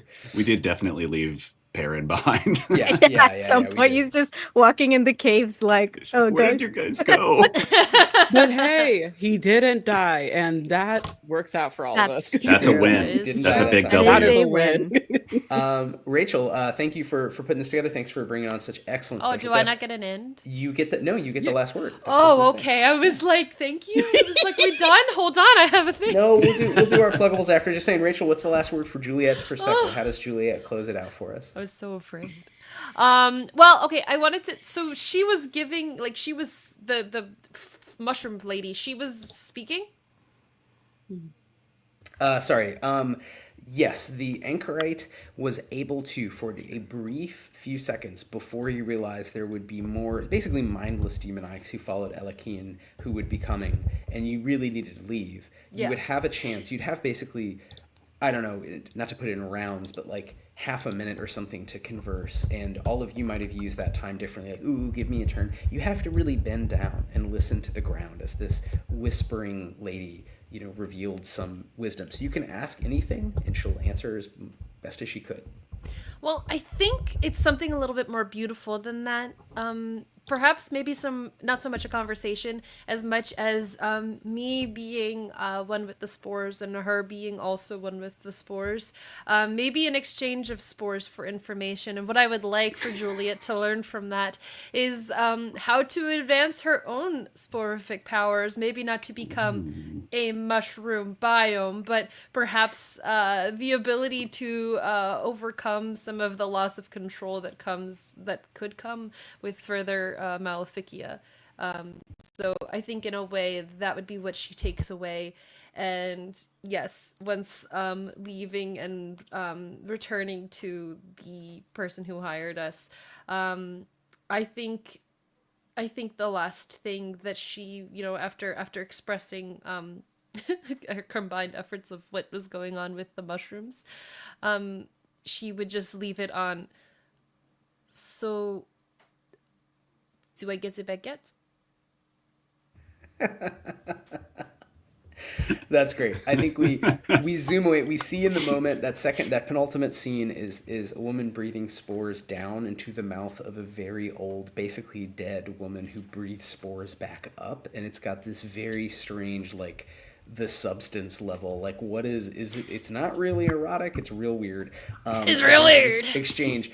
And then meanwhile, the ultimate scene, then we cut and we see in the moment, after all the haggling, and Professor Genevote is sort of so disappointed that there isn't more there, and is sort of staring at Afi, like, really? And then Elena has left and come back, and it's so rude. And then Juliet is like, ooh, me. And then finally is just like, can I have some bread? And I think we just leave with Juliet and Rolian probably splitting, a big bowl of bread in the street with, like, the 5 silver you got.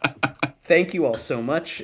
This was just a little quick speed run through part of a dungeon, playtest here for Danse Macabre Medieval Horror Role-Playing. Let's go through and have everyone say anything you want, final words, where to find you, our amazing, wonderful streamers, and then maybe, Chris, you can go last and just plug the game if that's cool. Perfect. So streamer, guest, friends. Somebody jump in. Let's Yuri. let's start with first. Yuri. Sure. Hello. Hi, that's me. My name is Yuri. That is Y-U-R-I, pronounced she, they. Today I played Elena Castillar. What else? Oh, me. You can go ahead and find me at Yuri and the Beast absolutely everywhere on the interwebs. I am doing a whole bunch of stuff that is unfortunately pre-recorded, and I can't tell you guys yet. So go check out the socials because 2026 is going to be jam-packed, and I am so excited.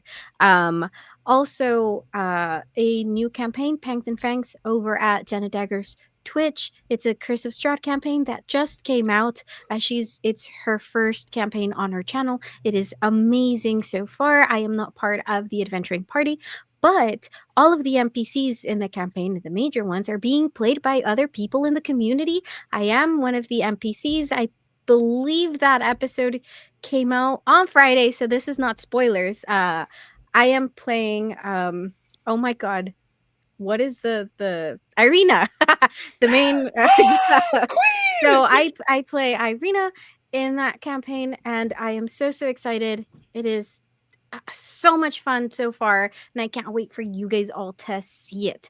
Also, over at Happy Jack's RPG on Tuesdays, we are coming to the end of our Electric State RPG game, Road to Nowhere.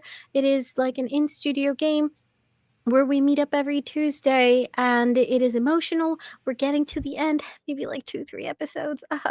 That is every Tuesday. If you like Atomic Punk, if you like things set in the 90s, we are criminals being persecuted by the government, trying to flee country lines. It's chill. And on Wednesdays, we are back from our hiatus for Superhero Shenanigans, our Mutants and Masterminds RPG game over at Don't Kill My Character. So that is every other Wednesday. And we are going to have a Halloween special episode where we're all going to be dressed up, both actually us and canonically in the story. And it's going to be a lot of good fun. I play an alien bird warrior princess. essentially, and it's her first Halloween, so the characters are going to get to go through that, and I'm so excited. Thank you so much to Rachel for hosting this and doing all of the tech behind it. Thank you so much for running this game for us, and I had a lot of fun. Thank you for having me. Yeah. Awesome. Thanks for joining. Yeah, I appreciate it. Ava. Oh, yes. Hello. All right. I'm going to do this a little bit farther away because I scared people a couple times before doing this. Hello, my darlings and dears. It's your Madam Ava here. You can find me anywhere at Madam Ava Couture, except for Threads, because I refuse to do Threads, but I'm on the hellscape known as Twitter because it makes me chuckle on occasion. This week, you can find me at my 2 vacation homes because we're going to be back from some hiatuses. On Wednesday, I'm going to be on a Dagger Hearts game over on Folk and Myth, and then I return back to Folk and Myth on Friday for some vampire shenanigans. My character, last time we played, it was realized that she's going to be the chronicler of the end of days. No pressure whatsoever for that Banu Akeem. And then on Saturday, you can find me at my other vacation home, the Fusca Twitch channel, where we're playing some D&D, where so we have one body, but it is shared between 2 spirits because someone is just really fucking with people's body autonomy there, and we're just trying to figure out how to survive that. And happy Halloween season, y'all. And hey, Yuri, be careful. There's an incel vampire that's trying to wife you up in that Curse of Strahd campaign. We just, ooh, be careful, girl. Be careful. You never want to see an incel vampire. Curse of Strahd, the ultimate incel vampire. The 2 scariest monsters combined. Yeah. Yeah, exactly. Rachel, over to you. Hello, everyone. Hi, my name is Rachel Cordell. I am all over the internet at Rachel Cordell, Cordell with a K. You hooligans, not a C. I'm here on Twitch as Majora's Rose, but I'm also in the TTRPG space producing RP Jesters, which our last game that just wrapped up played Danse Macabre. So if you really like this one shot and like more actual plays and want to hear more of this game, go ahead and check out our show Lost Requiem. The whole thing is out now, all 11 episodes, featuring a very crazy story that ends crazy is all I want to say. We did not expect the ending to go the way it did, which I think is something beautiful about actual plays and something very, very beautiful about this system and the way that it plays. So again, if you want more content about this game, go check out that show. It is also on the Kickstarter that I know Chris will talk more about. I will also shout out a little bit more. Also, I was going to say, too, I am also playing with Ava on Folk and Myth on the Friday game next week. So keep up with that story over on Folk and Myth, because that's going to be really cool. And yeah, check out my personal socials for anything else that I'm doing around the internet. But that's about it for me. Very nice. Well, yeah, I guess I'm up last. I'm Chris Pickett. I wrote Danse Macabre, medieval horror role-playing, and one of 3 illustrators working on it. But huge thanks to Rachel for organizing this. Huge thanks to Wythe for running the game. Ava, Yuri, so great to play with y'all. So good to meet you. This has been super fun. But as Rachel mentioned, we are currently on Kickstarter. And actually, as of today, we have funded, which is very exciting news. Still a big push for us. You know, we gotta pay for labor, we gotta pay for printing, all of that good stuff. So we're still keeping on with it. So if you enjoyed this one shot, or if you've listened to Lost Requiem, which I highly recommend you do, it is an excellent actual play. RP Jesters are great in general, but of course, you know, I got a stake in the game with Lost Requiem. But yeah, if you enjoyed either of those or any of our other streams that we've done, please check out stillfleet.com/dance, DANSE. That'll shoot you right over to the Kickstarter. We've got a bunch of different backer levels, and right now we're trying to push for some very exciting stretch goals that we have in mind, including a soundtrack with a bunch of friends of ours who are dungeon synth and fantasy music artists. We're trying to get a short publication by Will Yobst out into the world as well.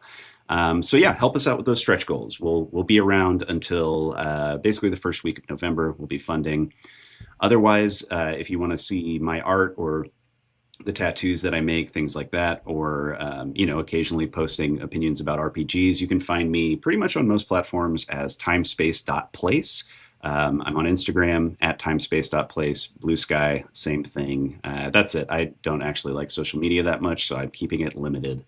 But yeah, check it out, stillfleet.com/dance, and yeah, join the pilgrimage. Yeah, absolutely. And we will keep playing actual plays.